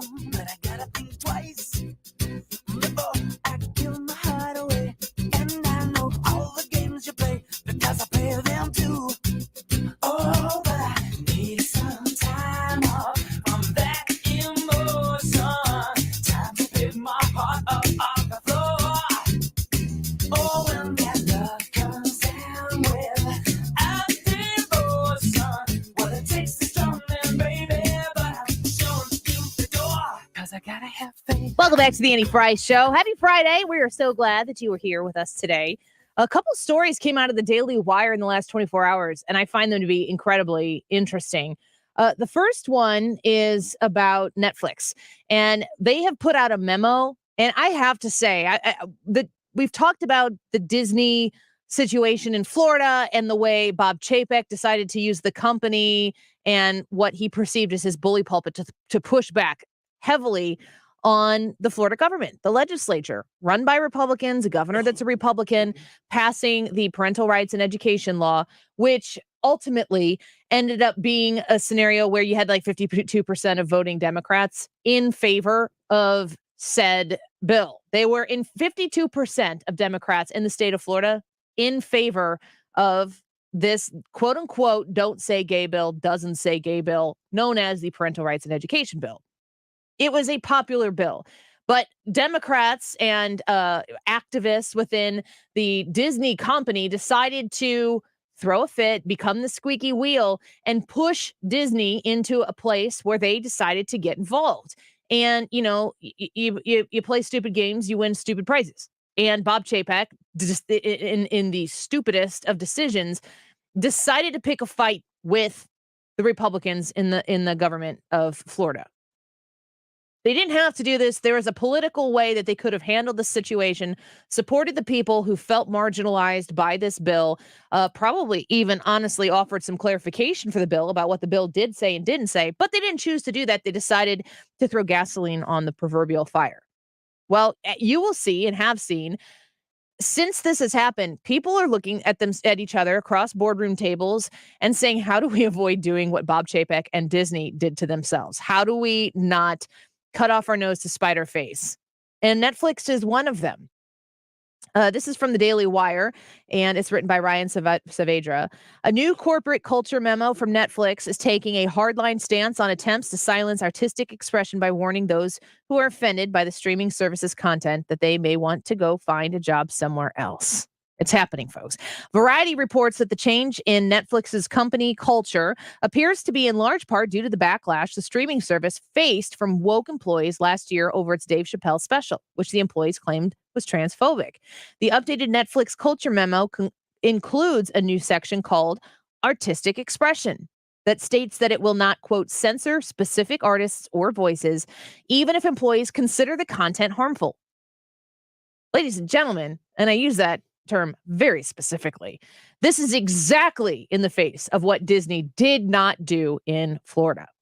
Quote, if you find it hard to support our content breadth, Netflix may not be the best place for you. Standing ovation right now for Netflix for saying, if you don't like it, go find another job elsewhere. There's a ton of jobs out there you can apply for. Go, there's a woke company that's laying around somewhere that wants you to not be an employee here, but just to be an activist. What a difference it makes to say, if you don't like it, leave. You know what this is going to do? This actually, in reality, is likely going to create more content at a place like Netflix that would support the activism that these individuals are using their status as an employee at Netflix to accomplish and to achieve. It's just going to create other things that maybe other people who aren't going to Netflix and aren't willing to pay like an every other month pay increase on the amount that it takes to have a subscription to Netflix, when it's like completely and only one-sided. And if anybody dares challenge the approved narrative by the minority of activists that are employed at that company, then you get canned. That content's not to be allowed. Netflix is saying, no, it's allowed here. And if you don't like that, we're going to offer everything. Bye. I love it. In addition to that, listen to this. Norm Macdonald, this is also from the Daily Wire, also by Ryan Saavedra. Norm Macdonald shot secretly comedy special to be released after he died, and it's about to come out. Are you prepared for this? A Norm Macdonald comedy special that was going to air after he was dead. You want to talk about uncancelable? This is peak top. This is apex of uncancelable. And Norm Macdonald knew it. And he knew he was sick, and so he filmed this. This is from the article from the Daily Wire. Comedy legend Norm Macdonald shot a secret comedy special for Netflix that was to be released in the event of his death, and now it's about to come out. Quote from the Hollywood Reporter. One of modern comedy's greatest talents made one final stand-up special before he passed away, and it's been kept a secret until now. Netflix will release the surprise program, Norm Macdonald, Nothing Special, on May 30th. He died last September at 61 years old after battling cancer for 9 years. So don't think for a second that Norm Macdonald didn't know what he was doing when he did this. Brad, if you watch this special, this might actually get me to sign up for Netflix, albeit maybe for 1 month, and I will watch all of the comedy specials in that month. That will be my focus of entertainment for that month. If you watch this, and I mean, I think I have an idea of what this is going to look like. He's just going to say some things, and it's going to drive subscriptions to Netflix. Is it going to be funny or is it going to be sad? I think it's going to be funny. Maybe bittersweet, but still funny. You know what I'm saying? It's kind of like looking back on memories of loved ones as you get down the road and you're like, oh, they're gone. But, oh, these times were great. And I think that's what it's going to feel like. Did you guys see the meme that came out after he died? And it's like, you could almost only do this to Norm Macdonald. He's sitting at the Weekend Update table desk. And it says on the top, it's Norm Macdonald leaning there. And he says, this just in, I'm dead. Did you see that? Yes. And like, you can't see that and read it, not in Norm Macdonald's delivery. Yeah. This special, I think it's going to be pretty dang funny. I don't know if it's going to be controversial or not. I mean, he's an interesting guy because he was never really afraid of going places where other people were kind of afraid to go. But I don't think he was doing it in a George Carlin way where, you just go there because, well, nobody will go there. I'm just going to go there. He was just unafraid to go places for the sake of comedy. So I would be interested to see if he does anything controversial with this or did anything controversial. But I have a feeling it's going to be just a really, really funny special because he had time to prepare it and wanted to make it his swan song. Did you ever see the View where he was sitting like, this is like old View set with Barbara Walters? Baba Wawa going back to the SNL days. And he's like, was it about Clinton killing somebody? Yes. He's like, I thought everybody knew that. And they're all like, Norm, no. They were so incredibly uncomfortable. And he's like, what? It's very difficult to watch Norm Macdonald. And you're asking yourself, does he not know? Or does he know exactly what he's doing? That's because he's that good. He knew. He had to know, right? I have the moth joke on my sound sheet, and we pared it down to 3 minutes. But the moth joke's one of the best jokes that's ever been told in the history of jokes. We might have to share that on our social media because we don't have time for it right now. But yeah, Netflix, and I'm not a subscriber to Netflix. I haven't been a subscriber since they had the Cuties thing up. I know I am not somebody who's a fan of boycotts in general. I am a supporter of you making your own financial decisions and spending your money where you think it's best, pulling it back if you think that that's the right thing to do, continuing to spend your money and advocating or whatever. I mean, I can't make that decision for you, but I think boycotts sometimes are a lazy way to, like, you stop spending your $6 a month and then you're done with it. Like, that's not enough. Your $6 enough is not enough. What does Netflix cost right now? Do you guys have it? No idea. Do you have it? Yeah, it's around $15. It's way up there. It's not worth it for me right now. But we have Disney Plus, and I think I have that for like $6.99 a month. But I bought 3 years of it before it was available. I paid upfront for 6 years of it, 3 years of it, and I think I got it for half off. Do you think the Netflix internal memo that's gone out about, basically we're going to allow things that you may not agree with, do you think that's getting ready for Norm, or do you think that's just broader that they want to deal with it before it becomes a big problem? I think that Dave Chappelle just got smacked on stage, and one of the reasons he got smacked on stage is because he kicked the hornet's nest, and he knew he was doing it when he did it, and he did it anyway, and Netflix let him. I mean, that's the reason why these social media platforms like the Elon Musk infiltration of Twitter, the taking over of Twitter, which, folks, is still going to happen. Don't worry about that. It's on hold for right now. But if you missed that, we talked about it in the first segment today. You can rewind on the Odyssey app. That it's not about what you believe or don't believe, or what you think to be true or think to be false, or what question you want to ask about any particular thing. It's the fact that you're not allowed to have that discussion. You can't have somebody come out and say something to you and have it be completely and totally wrong, and then go, well, wait, that's not right because blah, blah, blah. And then you get to the point where you're like, we don't even have a conversation about this. We don't even discuss this because only one narrative is true. And Netflix is a bigger offender in the minds of the woke jokes that are out there right now. Netflix is permitting this type of behavior. It's not the behavior. If you stop the people from being able to permit it, then it doesn't exist. It's bigger than one person, which is why the mainstream media has been such an asset to the Democratic Party for so long, which is why you can literally have Jen Psaki at the podium today when she's knowingly going to be going to work for MSNBC right around the corner and be asking and answering questions from people in the press room and treating them with such with such a bias, because it's the platforms that have the power. The media, as Donald Trump did say, can be the enemy of the people if they choose to cover truth in favor of narrative.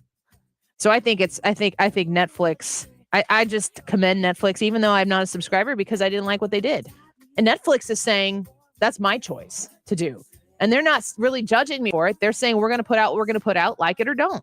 And to their employees, if you can't handle it, go work elsewhere. There are people who will work at Netflix in your place. That's for sure.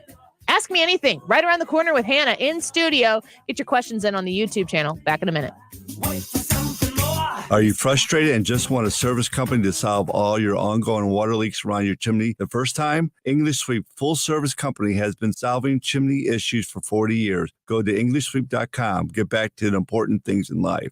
EnglishSweep.com. Hey, Mike, what are you doing way up on that ladder? You're going to hurt yourself. Oh, I'm trying to unclog these gutters. That's smart. I had water damage from my gutters last year. It cost me $10,000. Wait, $10,000? Yeah, and from over here, it looks like water's been pouring over your clogged gutters, and it's probably doing real damage to your foundation. You need to do what I did. Get off the ladder and call Leaf Filter. Yeah, but I need to get these gutters flowing now. That's why you need to call Leaf Filter. They'll clean and realign your gutters and install their exclusive micro mesh screen system so nothing gets in your gutters except water. So Leaf Filter protects my house from damage and means no more gutter cleaning for me? Bingo! Plus, Leaf Filter has an industry-leading lifetime warranty, so your gutters are covered for life. Thanks, Frank. I'm calling Leaf Filter today. Don't go another day with your home unprotected. Call 1-844-300-LEAF or go to tryleaffilter.com for your free gutter inspection. Call 1-844-300-LEAF or go to tryleaffilter.com right now for an extra 15% savings. Call 1-844-300-LEAF or go to tryleaffilter.com. That's 1-844-300-LEAF. Hi, George Weber. Check out my alter ego, Skip Weber, every Saturday night, 9 to 11. The Saturday Evening Rock Show, the greatest rock and roll show on a talk station in the world. Don't miss it. Take a moment and rate your lifestyle on a scale of 1 to 10. 1 is a life that's nothing like the life you were promised after getting good grades, a college degree, and a good job in corporate America. 10 is the life of your dreams. If you answered anything less than a 10, tune into the Del Walmsley Radio Show. Del, self-made millionaire and founder of Lifestyles Unlimited, will show you how to live the life of your dreams and pay for it with passive income. Tune in to the Del Walmsley Show, where the hype ends and the help begins. Weeknights at 7 on 97.1 FM Talk. KFTK FM Florissant, driven by the Bomarito Automotive Group. 97.1 FM Talk. An Odyssey station. To top military officials talk. I'm Rich Dennison, Fox News. A phone call today between the top defense officials in the U.S. and Russia, the first since the invasion of Ukraine. Defense Secretary Lloyd Austin spoke with Russian Defense Minister Sergei Shoigu. In a statement, the Pentagon says Austin urged an immediate ceasefire in Ukraine and emphasized the importance of maintaining lines of communication. The call between the two defense chiefs came as two of Russia's neighbors, Finland and Sweden, have intensified talks to join NATO, a move Russia has warned would be met with repercussions. Fox's Jared Halpern at the White House. The Texas Supreme Court today allowing the state to investigate parents of transgender youth for child abuse, while also ruling in favor of one family that was among the first contacted by child welfare officials following an order by Republican Governor Greg Abbott. That mixed ruling comes as GOP lawmakers across the U.S. are increasing efforts to impose restrictions on transgender rights. Kentucky Republican Senator Rand Paul has delayed quick passage of a large aid package for Ukraine. That package that would send $40 billion here to Ukraine. He says he wants an inspector general to be required to oversee the spending here before he would vote in favor of it. On Thursday, Senators Chuck Schumer and Mitch McConnell offered Paul the option of an amendment vote if the bill was passed, but Paul refused the offer and demanded the Senate adopt his amendment before voting on the package. Paul says this is the second spending bill for Ukraine in 2 months, and Congress just wants to keep spending. Fox's Matt Finn is in Lviv, Ukraine. A 31-year-old Iraqi-born man is in custody, and German officials are investigating a possible link to Islamic extremism after a knife attack aboard a train. 5 passengers were wounded today before other passengers and an off-duty police officer overpowered the suspect. America's listening to Fox News. I tend to second-guess dinners with friends because they're often interrupted by diarrhea, gas, bloating, stomach pain, or oily stools. It turns out I have EPI, or exocrine pancreatic insufficiency, which means I'm missing the enzymes needed to digest food. My doctor prescribed Creon, pancrelipase, an oral prescription medication that replaces pancreatic digestive enzymes. Creon treats EPI due to cystic fibrosis, chronic pancreatitis, pancreatectomy, or other conditions. Creon may increase your chance of fibrosing colonopathy, a rare bowel disorder. Tell your doctor if you have a history of intestinal blockage or scarring or thickening of your bowel wall, if you're allergic to pork, or if you have gout, kidney problems, or worsening of painful swollen joints. Call your doctor if you have any unusual or severe gastrointestinal symptoms or allergic reactions. Take Creon as directed by your doctor and always with food. Do not chew capsules, as this may cause mouth irritation. Other side effects may include blood sugar changes, gas, dizziness, sore throat, and cough. These are not all the side effects of Creon. Creon is the #1 prescribed EPI treatment. Ask your doctor about Creon for EPI and visit Creon.com or call 800-633-9110 to learn more. That's CREON.com. Air Comfort Service Heating and Cooling Weather with Chief Meteorologist Dave Murray. Certainly doesn't feel like the middle of May as summertime continues. Partly sunny, hot, and humid today. 92 for the high this afternoon. 92 the record from 1956. Tonight, clear skies. 80s this evening. 69 for the low. Friday, partly sunny skies. Still humid. Couple of spot thunderstorms around, but a lot of dry time. 88 for the high on Friday. This is 97.1 FM Talk. Chief Meteorologist Dave Murray.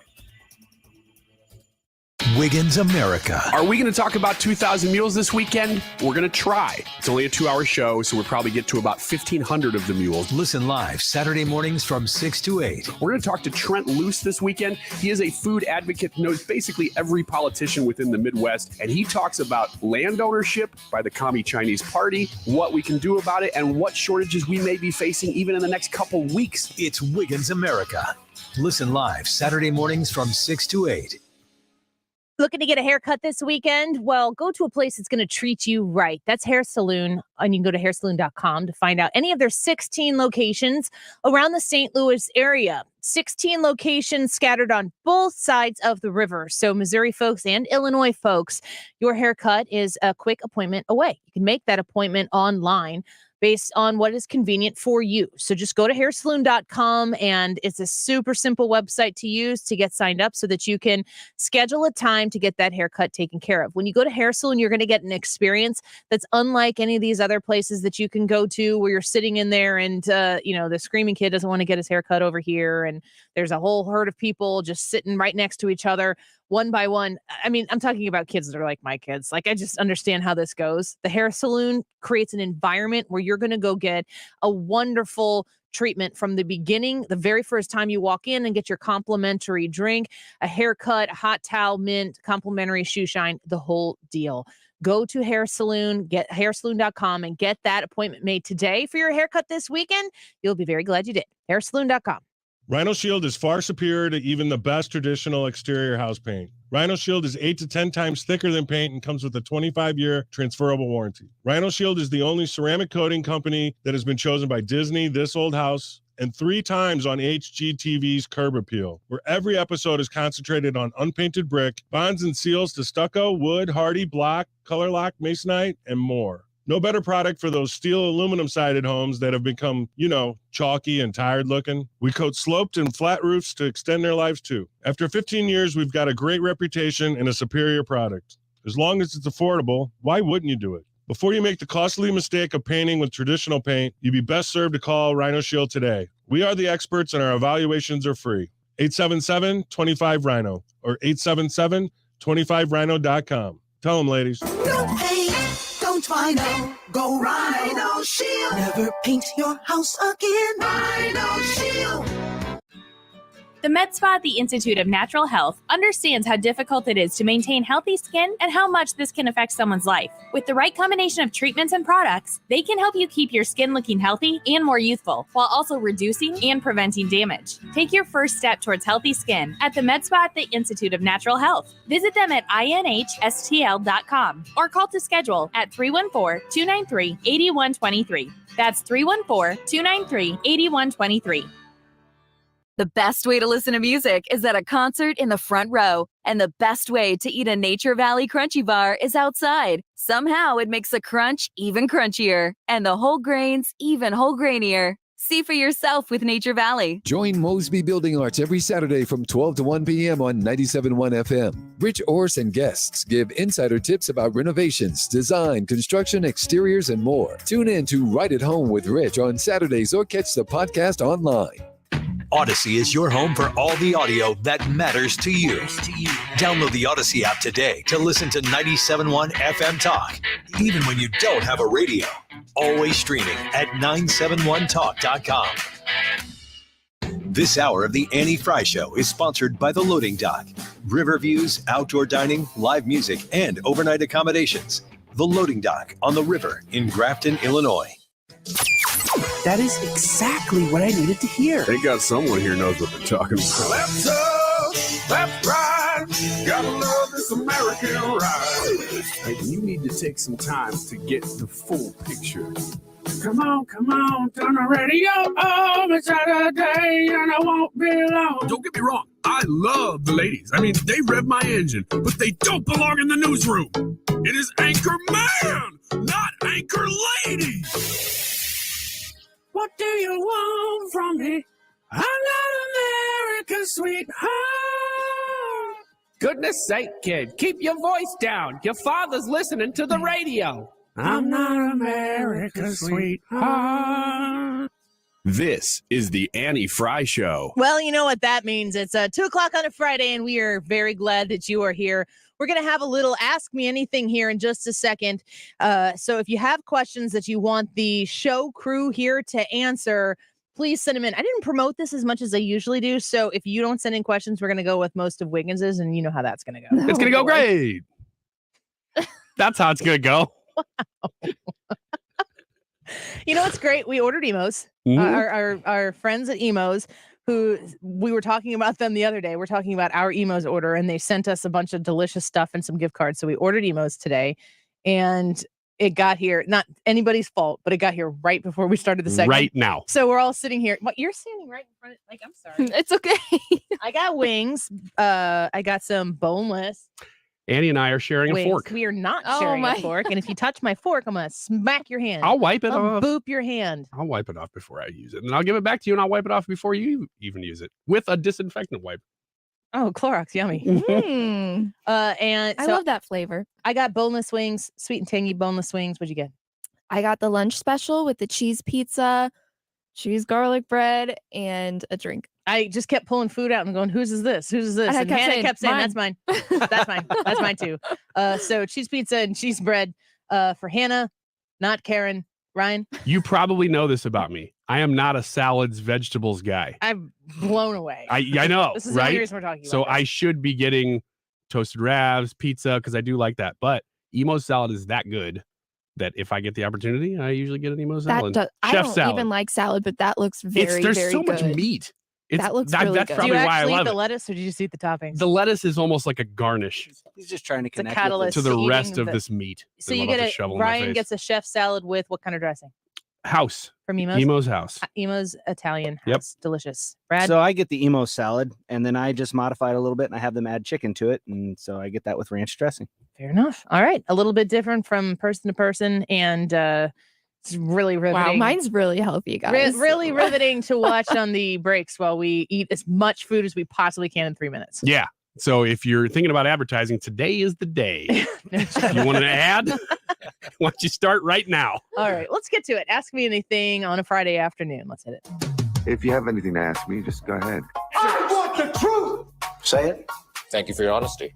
You can't handle the truth. And the truth shall set you free. I'm going to go to Ryan first so we get one of his out of the way, and then we'll go to Hannah to ask a couple maybe from the live chat, the Annie Frey YouTube live chat, where you can vote in the live chat poll. Which is your favorite Twitter take from Elon Musk?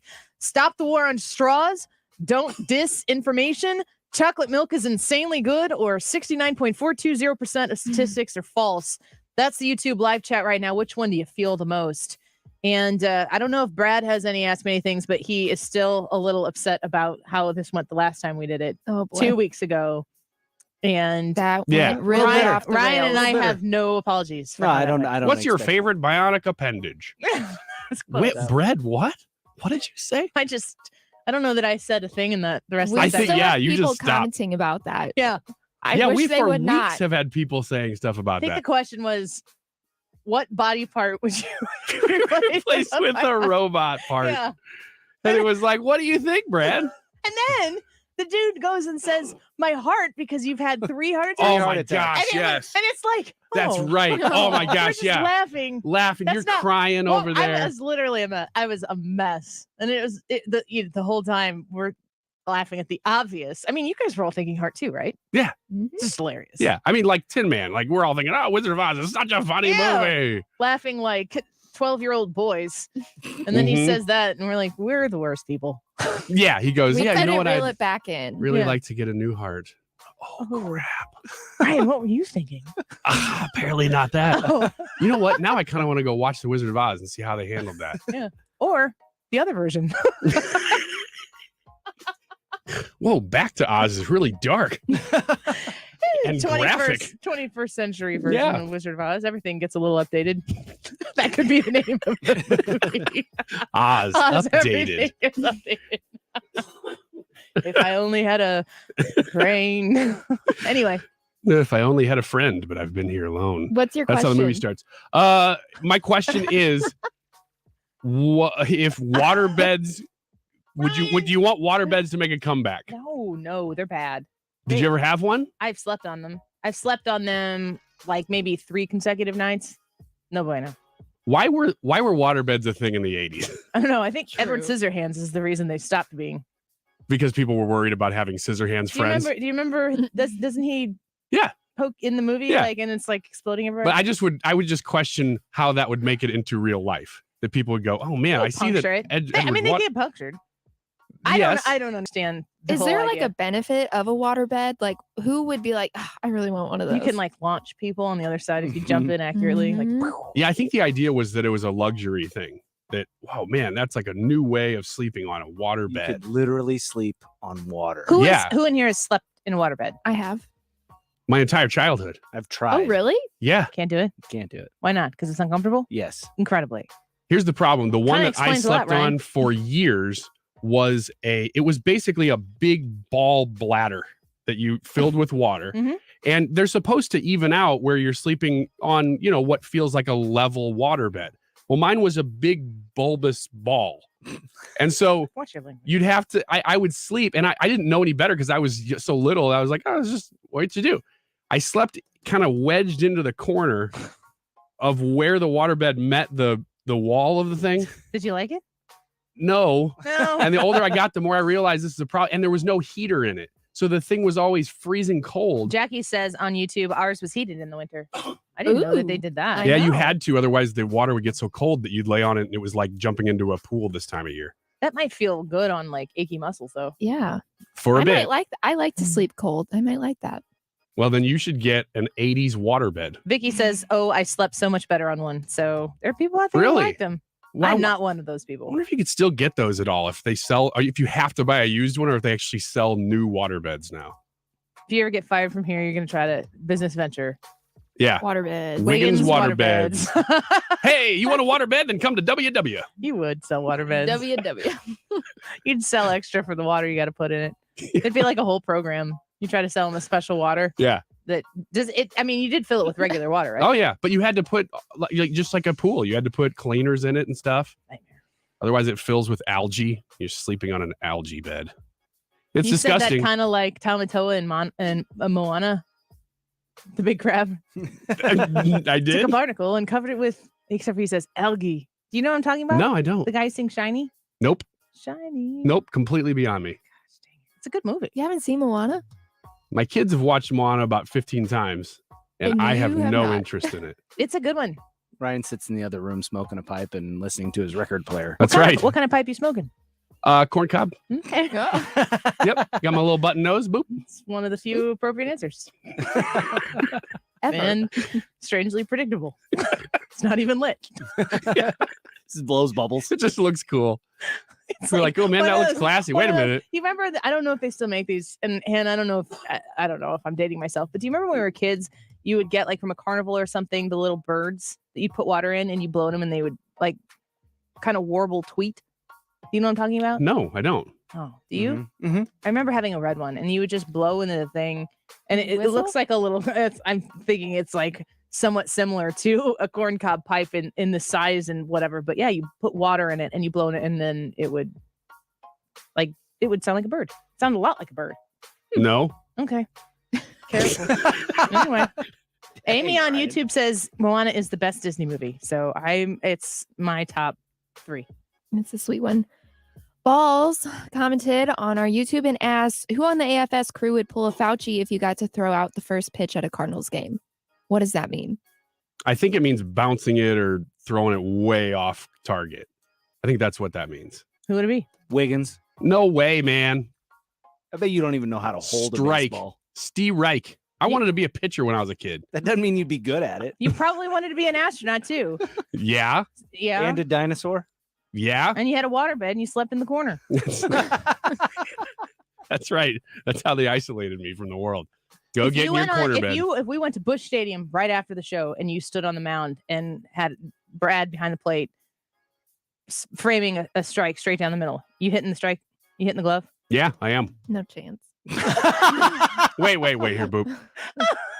What's the chances that you bounce it or throw it wildly? No. We're talking about you. That is a fair question, but not in the context of what you can do. I can throw a strike. You're confident. Yes, absolutely. Well, now the distance between the mound and home plate is I don't have a strong arm, but I could definitely get it right down the center. You don't have to throw. I don't think I could throw 100 miles an hour right down the center, and I probably can't even throw 80 miles an hour. I'm actually surprised I can that pretty much guarantee you can't. Yeah, don't think that you can do that. Can I throw 65 miles an hour?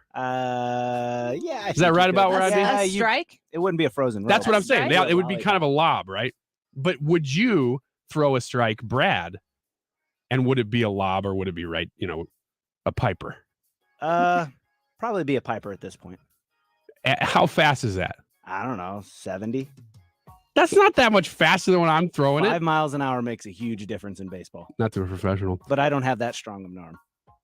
So you're throwing a strike. Are you throwing a strike? Not a chance. So you would be the Fauci. I can't throw a baseball. Really? Softball? Yes.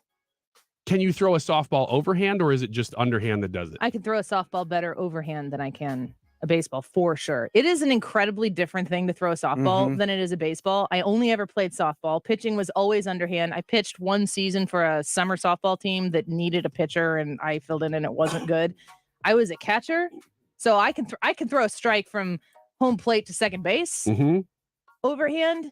But I also, and this is something I don't really like to talk about, but I also was in track and I did discus and I did shot put, and I would do 30 minutes, 45 minutes of track practice and then go to softball practice. And it in my senior year, I went to state in discus, but it screwed up because the way you put a shot and the way you throw a ball are entirely different motions, and I screwed it all up. So my son practices fielding balls with me throwing them because you never know where it's going to go. I know I would if I had the opportunity to throw out a first pitch, I can't think of anything that would be more cool to do, and I don't know if I would accept it because I don't have confidence that I would. Really, you wouldn't even try. No. You'd be too embarrassed. Hitting, let's do that. You'd get up there, yeah. Have Flaherty throw you a fastball. Jordan Hicks. Maybe somebody who's not injured. I don't, man. As long I would be willing to stand in a batter's box with a professional baseball player pitching. I'm not swinging at it. How familiar are you with the softball world as it is now? Are you plugged in? Not at all? What do you mean? Like, do you know the rules and Did it change? Well, I ask because my dad, Bob Wiggins, is a softball legend. He was the Bob Wiggins is a softball legend. Growing up, that's where I lived, was at softball fields. He played all the time. At the time, in the early 80s and 70s, as far as I understand, I've never seen this, in softball, there was something called unlimited arc. Yes. Yes? There's right? leagues like that. There's still leagues like that. Yes. That's why I'm asking, because that fascinates me. Do you know what this is? You can throw the ball from the mound as high as you want. As long as it drops behind the plate, it's still a strike. No, I've never heard of that in competitive softball. So, like the league I play in, it's a 5 foot. Is this a men's league thing that you're talking about? I don't know. I guess it's a slow pitch thing. But yeah, it's a 5. We play with a 5 to 10 foot arc. So like 12 foot's an illegal pitch, and you can swing at it if you want, but if not, But it has to be higher than 2. It has to be higher than 5. You can't be too low. Right. So you can't be Right. thrown in rise balls and stuff. Well, you can if they get over 5 foot. Good luck. But apparently it was almost impossible. If you could get a good enough pitcher who would throw it straight up and it would just come down, boom, right behind the plate. Well, as far as legendary slow pitch softball goes, no, I know nothing about that. Okay. Competitive fast pitch softball, we didn't really worry about how high the ball went. It was more about how fast it went and how much it moved. Yeah. And as a catcher, I can tell you there's some crazy stuff that people can do with it. That's cool. Oh, yeah. And I mean, I remember one time in high school, we weren't very good when I was in high school. Okay. It's really hard to be a catcher on a really bad softball team. But we would have pitchers pitching in our practice. It was not when I was a senior, but it was earlier. And we would take batting practice off of our own pitchers, but they would hit us a lot. So we would get a lot of HBPs in batting practice, which made me a little scared of the ball. But I remember one time the baseball team we were practicing inside, which we've gone and talked about before, but yes, we had practice inside, and the baseball coach was mad at his players. He was like, Annie, get in here. I was going to say my last name, but I'm not going to do that here. Annie, get in here. Take some BP. And so I went in and I was off of the distance of baseball compared to softball. And it took me probably 5 pitches to wait long enough for a ball out of a pitching machine to get to me, because the distance is so stinking close in softball compared to baseball. And once I got it, I can hit very well. But fielding, like if I ever get asked to go play in a co-ed softball team, which from time to time I am, especially when they need girls, I'm always like, can I DH? Because you do not want me in the field. I'm an athletic person, but defense and softball is bottom of the barrel. Worst I am in sports. Just put you behind the plate. I played on a co-ed league, and our first baseman was a pitcher through college, and I would play third base, she'd play first base, and we'd get a guy on second base. And so ground ball to third baseman, you pick up, and I just come up firing to first base. And that guy always thought he could get to third, and she'd catch it and push off the base underhanded across the field with just a seed. All right, let's take a quick break. When we come back, more questions with Ask Me Anything. You need to go vote in that Annie Frey YouTube live chat poll. Which is your favorite Twitter take from Elon Musk? Here are your options. Stop the war on straws. I love that one. Don't disinformation. Chocolate milk is insanely good. Or 69.420% of statistics are false. These are all actual things that Elon Musk has tweeted within the last week or two amidst his purchase of Twitter, which is on hold for a second, but I think it's going to get back on track here shortly. More Ask Me Anything. If you've got a question you want to ask, put it in the live chat. We'll be back in a minute.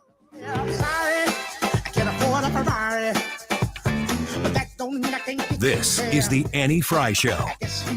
Find the podcast, on-demand audio, and more at 971talk.com/Annie. 97.1 FM Talk. Uncensored discussion that's free in more ways than one. This is where St. Louis comes to talk. 97.1 FM Talk. Right here, right now. If you're looking to build a home in the Metro East on the Illinois side of the river, C.A. Jones is the home builder for you, focused on making sure that your home is built to pristine standards, making it super energy efficient. You are going to love the options that are available to you in a C.A. Jones home. If you go online to their website at cajonesinc.com, cajonesinc.com, you're quickly going to understand why they have grown so much in the last few years. They also work really hard to support different things in the communities that they build in. And, when I've talked so many times with Mike, who is the president of the company now, and the efforts that C.A. Jones is putting into the autism community and making sure that they are giving back, it's really, really rewarding to be partnered with such a wonderful organization like C.A. Jones, Inc. They provide more options at a better price, higher quality, and a faster build time than any other builder. And they've expanded all the way up north to Staunton and even Springfield. For your home build, if you've considered it, if you've thought about it, go check out their website right now to see if C.A. Jones is right for you. cajonesinc.com. We are witnessing the worst war in Europe since World War II. Russia is committing atrocities, destroying cities, and killing thousands of civilians in Ukraine. Now, as Ukraine fights for freedom, democracy, and truth, so does the world. Listen to new episodes of Whirlwind, a creation and presentation of C13 Originals, a Cadence 13 studio, available for free now on the Odyssey app or wherever you listen to your podcasts. This is Andy Berg, board-certified master arborist with Hanson's Tree Service. Maintaining healthy trees in our urban environment is a challenge, and our trees often don't perform how we'd like. Go to hansonstree.com to find out how we can service your trees today. Here's a question for you. Why is it that some people aren't as stressed out about the future as you'd think they'd be? Answer: they're probably among the millions of Americans who have prepared themselves with emergency food storage from My Patriot Supply. If the worst ever happens, literally millions of American families are already protected from dealing with empty store shelves. Is yours? If not, go to mypatriotsupply.com right now and grab some emergency food kits, at least one for each member of your family. These kits give you a wide variety of delicious meals that average over 2,000 calories per day. Everything stays fresh for up to 25 years in storage. Order your kits now by going to mypatriotsupply.com. Your order will ship fast and arrive discreetly in unmarked boxes. Listen, this is something you need to jump on now, before the next news headline stuns the world. Go to mypatriotsupply.com. mypatriotsupply.com. Stop everything you're doing right now and ask yourself, are you currently receiving steady paychecks? What about when you're retired? Will you receive a monthly check to cover your expenses and also have some fun? Marvin Mitchell and the team at Compass Retirement Solutions calls this mailbox money. It's a monthly check you'll receive throughout retirement. They don't want you to worry about if the money will show up or how much money you'll receive. The only thing they want you to think about is how to spend it when it arrives. Find out how to get enough money in your mailbox every month when you are retired. Call Marvin Mitchell and the Compass Retirement Solutions team at 314-373-1598 to start working on a plan that can help you create the monthly income you'll need in retirement. Call 314-373-1598 right now and schedule a visit with Compass Retirement Solutions. 314-373-1598. Firm offers insurance services, investments, and services offered through Compass Retirement Group, a registered investment. Illinois. Everybody knows you gotta get it at Clement. Everybody knows you gotta get it at Clement. Find the car you want, new or used. Get it at Clement, get pre-approved. Everybody knows you gotta get it at Clement. Everybody knows you gotta get it at Clement. ClementAutoGroup.com.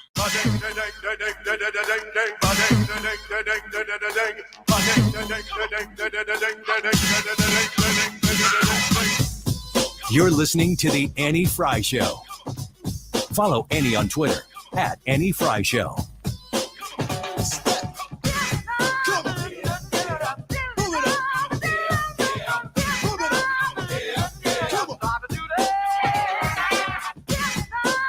Welcome back to the Annie Frey Show. Happy Friday. It's Friday the 13th. Does that mean anything to you guys? It's interesting, but it doesn't really change the way I go about my day. Is anybody? I have had pretty bad luck today, but that's every day. So nothing different for me. Wow. That sounded deep and scary. Yeah, do you want to talk about it on the air? Does Friday the 13th mean anything to you, Brad?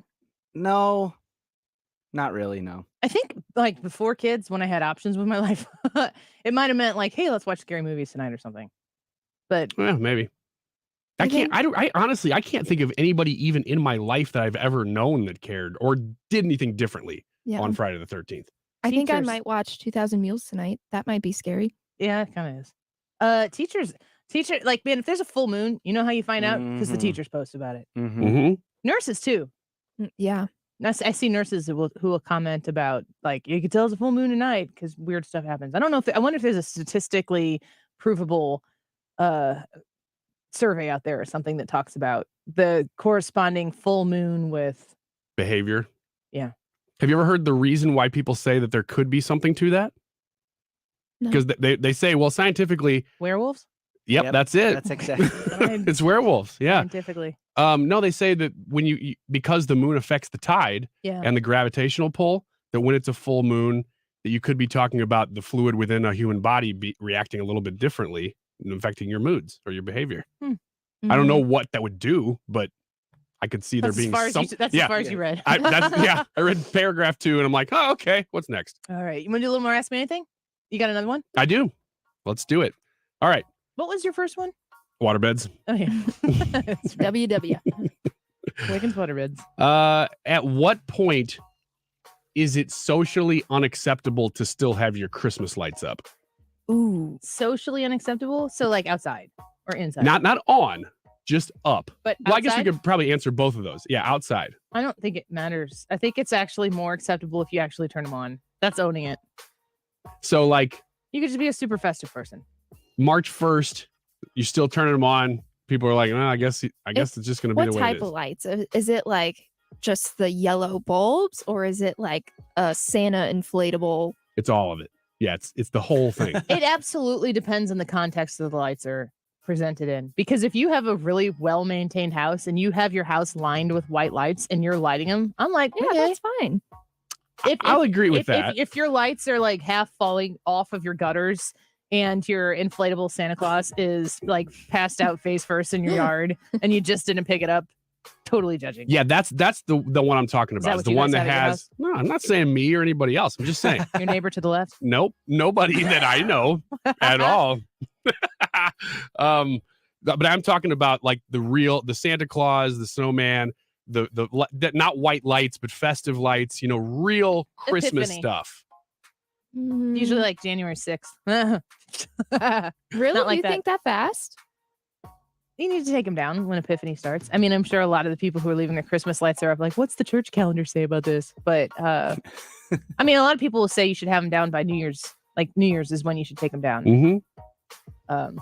And I think there was one year where we had so much snow like over that week. And I remember we didn't get them down. It was like February because the roof was covered in ice. And we have the roof is high. So it was unsafe. I'm going to say leaving them up and on go all the way through January 31st. Is okay. Yeah. January 15th, you get 14 days. On the 15th day, you better have them down. I think I He agree has the with same Wiggins on this one. He has the same attitude towards this as he has people who have to tell their kids no twice. He doesn't like them. He doesn't And I will. I'll come over to your house and be like, outside no. when I heard that yesterday. You what? I was face palming when I heard that yesterday. Brad, you have to understand too the difference between a stranger or an authority outside of the parental unit telling your kids to do anything is completely different than a parent doing. Or which I would think a parent would be way more authoritative. Totally opposite. Ooh, that's a situational though. That's totally not the case. If my kids' teachers tell my kids to do the exact same thing that I've told them to do, they're going to yes, ma'am, and yes, sir, that teacher, and they're going to roll their eyes at me, and we're going to probably have to deal with that. Yeah, but why do they yes, ma'am, and no, ma'am, the teacher? Because I taught them right. Because of you. Sure. Because they're afraid 100%. of you. Yeah. So why couldn't you just use that same energy? Oh, I do. Okay. Actually, I use a lot more energy at home when the disrespect comes my way, but it's just not the way it works. Is that universal? Do you think that kids who have no discipline at home are more likely to listen to an authority outside of the home? No, I'm saying the more discipline you have at home, the more you respect authority outside of the home. And I I agree also with am a that. firm believer from a psychology standpoint that kids, depending on what's going on in their life and how much they're stressed, might take out some frustration on you because they know you're a safe space. Yeah. Which is why if they're upset or something about something and they come home and you're like, I need you to go put your laundry away, or hey, don't take your shoes off there, go take them upstairs and put in your closet. If they go, whoa, and they start to complain about something, I mean, there's no room for that and you don't permit that, but they're going to react to that in an incredibly different way than they're going to react to a teacher or a coach or some other authority in their life than they are going to act to their parent. It's amazing how much you have to, with other people's kids anyway, set the boundary before the thing even happens. There's been a couple situations, like a barbecue, for instance, where there's kids running around doing something that they're riding a line and those aren't my kids, so I'm not going to say anything yet. But if they cross it, maybe, but they're not near you, so they're not seeing what's going on, for instance. I manage my kids in those situations, not other people's kids. If they cross into my territory and start doing things to me or my food. I thought you were going to say me or my children. No. And he went in a sharp turn to me or my food, not the people who I made. But the food that I made. If they start running around and they're starting to like hit people's tray, like, they're doing stuff that's like, that's inappropriate. I will have set the boundary a long time ago that if you come near me, you're going to get in trouble. And so it doesn't. How much trouble can somebody else's child get in with you? it's more the look. It's the teacher look. It's the sternness about it. Yeah, but then what? You're not going to mess with me, because if you do, you're going to have bigger problems. And so they respect that. And then they just don't do it. How do you feel if your kids are doing something, behaving a certain way, and you are there and somebody says something to them in front of you? Depends. Usually the kids are well behaved enough that if they were out of line and somebody says something, they deserved it, and I'm okay with it. I've never what really if they seen. didn't deserve it though? Then I'd have a problem. But I've never really seen that happen where my kids are too well. They don't want to cross lines publicly, and so they usually don't. They're also still younger. Yeah, they're not in that like 11 to 13-year-old age where they can There's really. a little bit of defiance. Yeah. It's not so much either about your kids specifically, but how they work in the context of the people who are around them, where maybe they're a party to something. They're not really the driver. Yeah. I don't. One thing that frustrates me the most is like if my kids, if we're outside and they're playing, and maybe they're being like loud and rowdy outside, but they're really not hurting anything. Essentially, what they're doing is they're being kids, and then like somebody else in front of you will be like, "Hey, keep it down," or something like that. I'm like, they're children and they're outside playing, and I'm here. Like, if it's a problem, I'll take care of it. Of course, if they are causing a disturbance for somebody, that's a different story. But I will step in that scenario. Do you know what I'm saying? Yeah. That person that is going to cross, if it's the adult crossing the line, I'm fine with telling the adult the same way as I would be telling the kid. Like, hey, cool it. I would never say that to the adult, but I would stew on it. I would internalize it. I mean, if it's doing something that I think is hurting my kid in some way, even if it's just emotionally, which is really, this sounds so bad as I'm even saying it. Oh boy. But I would say something though. I would say, hey, it's cool, man. Chill out. If it was super egregious, I would probably say something vocally to the kid, like, it's all right, Bobby. Just, So you're circumventing the adult by talking to the kid, side-eyeing the. Uh-huh. Yeah. You should do what the kid does and just walk up and knock their pork steak out of their hand. What children are you around? I know, it's stupid barbecue. It's from like 2013. It's still sticking with me. Still hanging on to it. Man, that one was annoying. Yeah, I don't know. It's very important for parents to parent their children in public, and it's not common that people step in, but it's not unheard of. We have a question that came in from Twitter. Who was your very first celebrity crush and why? I don't know if why really needs to be emphasized. Here's an interesting one. They were hot. I remember having a huge crush on the Free Willy kid. Free Willy kid, eh? The Free Willy kid. The kid with the shaggy hair. He kind of had a mullet. Yeah. You have a thing for long hair. Yeah, I know. Or you did. Uh-oh. What was his name? Free Jimmy. That's his name in that movie.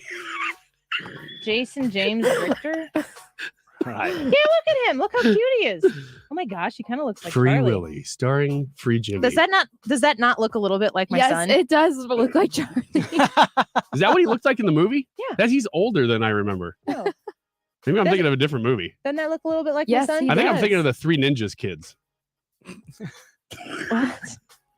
Maybe you got a crush on Tom Tom. Free Willy child star Jason James Richter sentenced to 4 days in jail after plea deal for domestic violence charge. I could have set him straight. Yeah, you could have fixed him if you got him in time. Oh man, I had a savior complex. I like the bad boys. Never dated any of them. Did you? Is it because of the savior complex that you had a crush on Free Willy kid, Free Jimmy? Because he was trying to also save a whale. He was saving someone too. He was troubled. I think his parents weren't they separating or something? I don't know. He was like under duress, and Willie became his buddy. Mm-hmm. Yeah, Willie was his go-to. I think my childhood crush was Matthew McConaughey, and it still is my celebrity crush. Yeah, that's you don't need to let go of that one. Yeah. Did you vote for him in Texas just because you had a crush on him? No. Okay, good. Give her a little more credit than that. Celebrity crush, Ryan? Elizabeth Shue. Who's that? Just some super hot lady. What was she in? Elizabeth? Yeah, she was in Adventures in Babysitting, although that was before I was even How old do you enough to spell her care. last name? Shue. Elizabeth. Karate Kid. That's why you're talking about Karate Kid. Shoot. No, I didn't even care about that. I wasn't old enough to care. It was when she was probably She's a in the middle-aged 90s. woman, right? I know. Now I don't care. But then I did. Yeah, she's outside the purview of what I care about now. Brad, who was your childhood This celebrity girl crush? right here? Her? Yeah, I think Why? What? I don't know. No, Hannah, that's what we all looked like in the 80s and 90s. There were no filters. There was not excessive makeup and Botox and all that stuff. Brad? What's her name? Jodie Sweden. Oh, She was Stephanie. Yep. She was a drug addict. Yeah. Dodged a bullet He had a there. savior complex too. She wasn't a drug addict on the show. Oh, you just care In about Full her House? on-screen Yeah. persona. Oh, okay. I thought you She's cared really about her pretty. as a person, she Brad. is. Isn't She's she cute. older than Candace Cameron Bure? I think she's actually Oh, Really? older. I've never heard that before. I'll do some research on the break. I had a crush on just one of the Olsen twins. Do you remember which one? No. It wasn't important. Nah, I'm completely making this up. Freddie Prinze Jr. was another one of mine. I loved Freddie Prinze Jr. and I follow him on Twitter. And like I think he's liked one tweet that I put out there one time, and it was from She's All That, because somebody tweeted out what's the grossest scene in a movie ever. Did you ever see She's All That? No.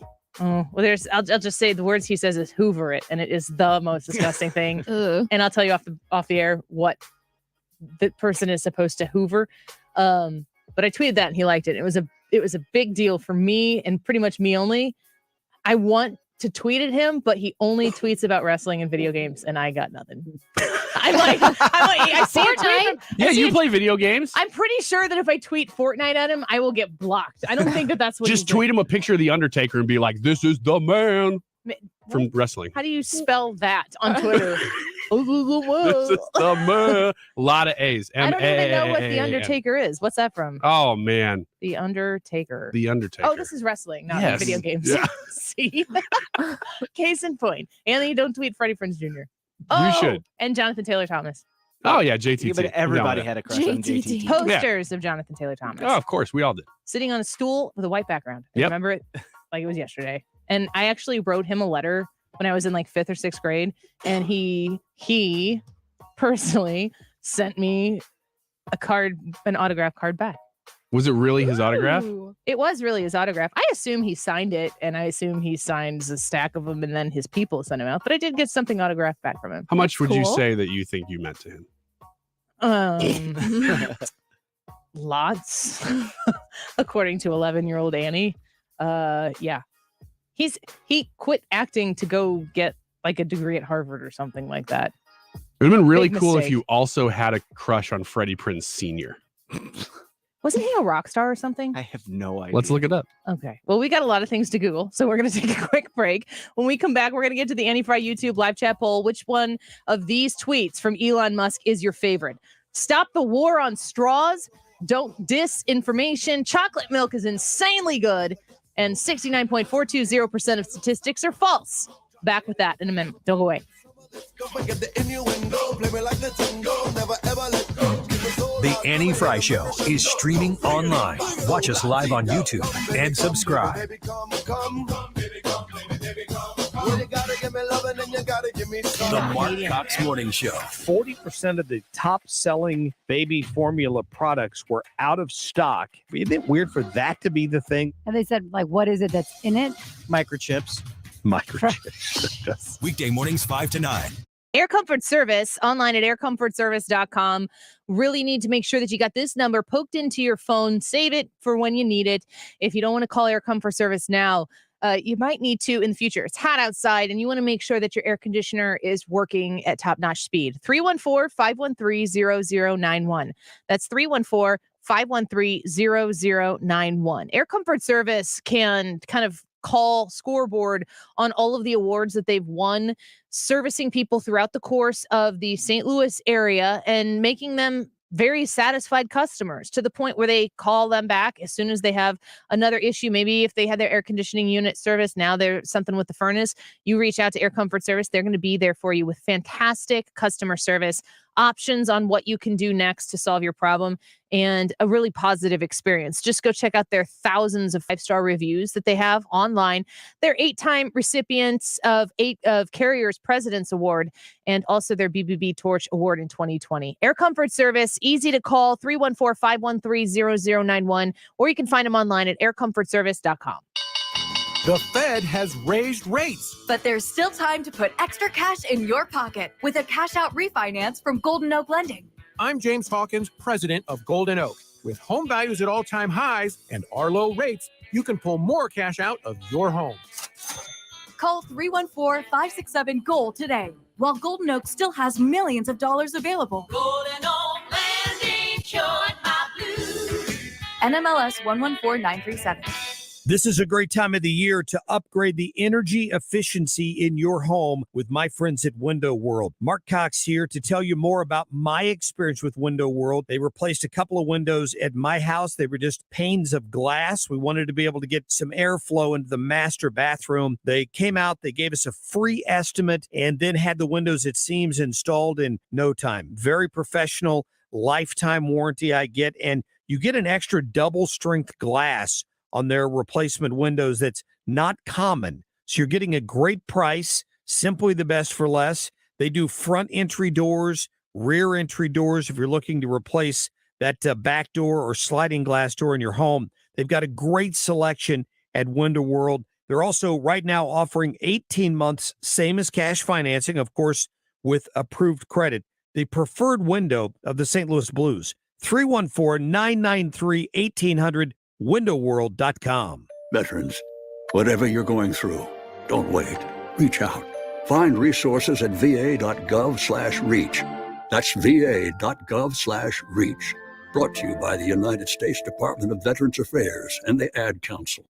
We've all done it or used to do it. Use the same passwords at work as we have for online shopping, Netflix, news sites, etc. But here's the problem. Those sites are often compromised, and those stored credentials are exposed, shared, and sold on the dark web. My hope is your users are not using the same work passwords for those sites as they use for work. But in reality, some of them are, because let's face it, remembering one password is a lot easier than remembering all of them. Hackers then use those passwords, guess the login, and voila, you get ransomware. This is how bad actors get into networks. Not by hacking their way through your firewall, but by buying usernames and passwords off the dark web. One of our favorite parlor tricks is telling someone their super secret password during a meeting. It looks like magic, but actually it's been exposed in some obscure website breach.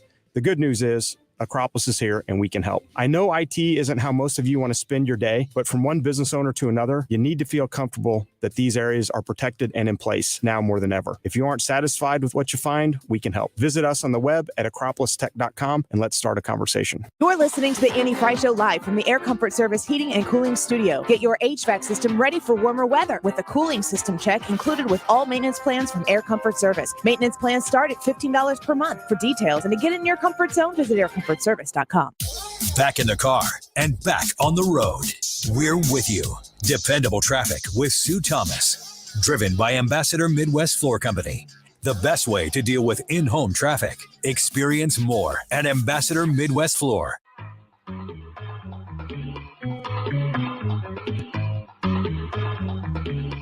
Dig.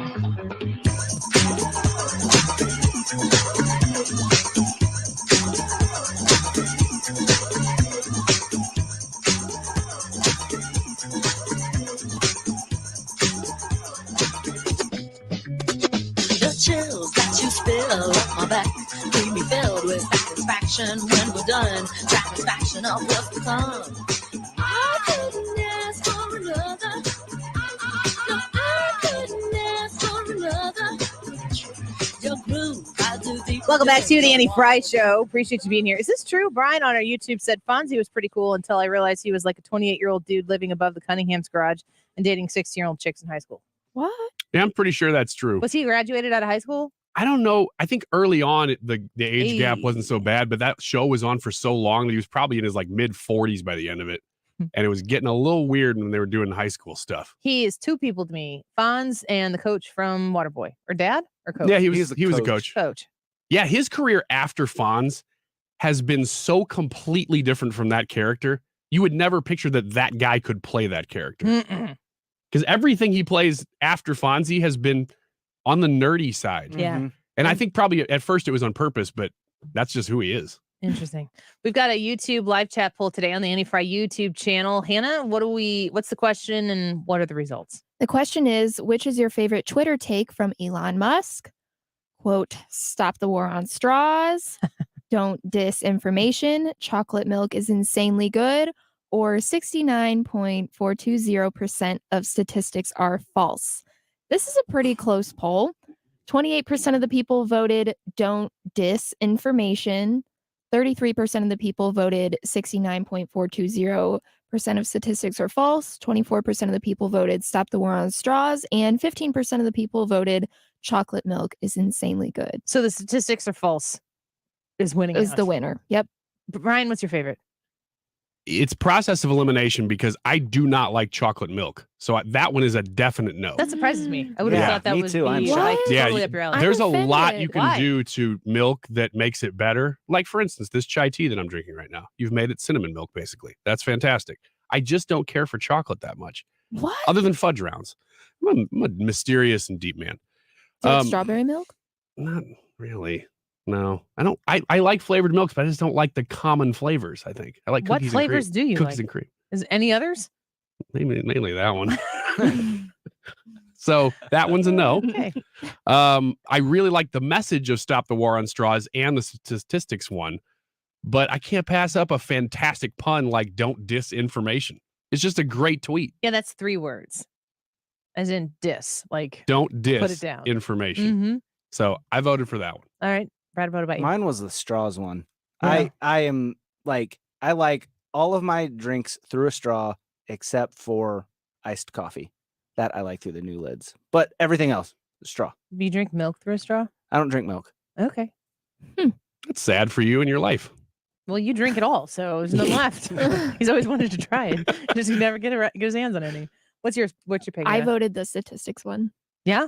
That was funny. I think the straws one. I hate going places and they don't have normal straws. Yes. And it is such a crap argument to think that you're saving the planet by changing the way people The straws are use there, straws. whether you use them or not. In a paper cup in a with a plastic lid, but no straw.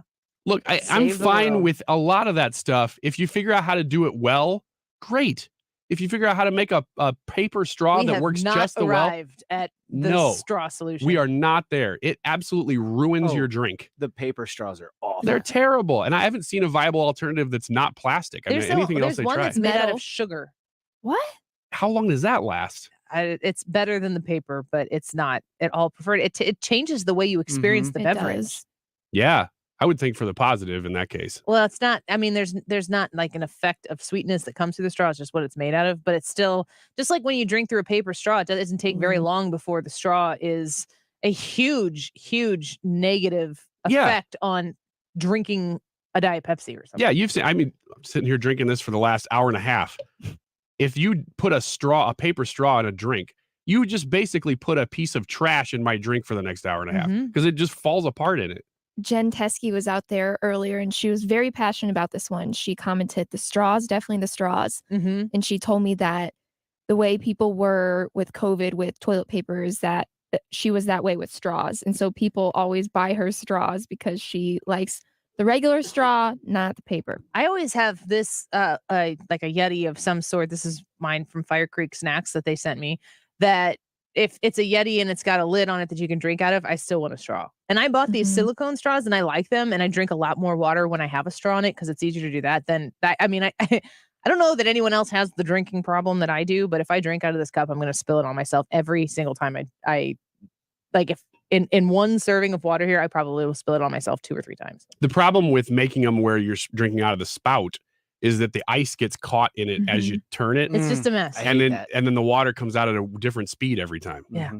Well, that's cool. I think it's interesting that it's pretty spread out here on these 4 different takes. is. And I think it's hilarious that Elon Musk is using Twitter to tell people that chocolate milk is insanely good while he's buying Twitter. Yeah. Do you think, real quick, round the horn here, do you think that he's still going to complete the purchase of Twitter? Yes or no? Yes, I do. Yes. I do. I do too. He might get it for cheaper. I think that's what he's no trying fret. to do. Yeah, that's what he's trying to do. Yeah, I think so too. Thank you, folks, for being here today. A reminder that I will be moderating the Governor's Forum, the Illinois Republican candidates that will be at that Governor Forum at Hofbrauhaus tomorrow. Connect with the St. Clair County Republicans to find out more information about it, sharing it on my Facebook page as well. And check out the Annie Frey Show podcast. The Mark Reardon Show up on 97.1 FM Talk next. I'm gonna lose control tonight. What do you want from me? I'm not a Mary. This is Wiggins. I'm in favor of St. Louis brands as much as anybody. I love locally made things, especially when they become internationally famous, like Andrea's Steak Sauce.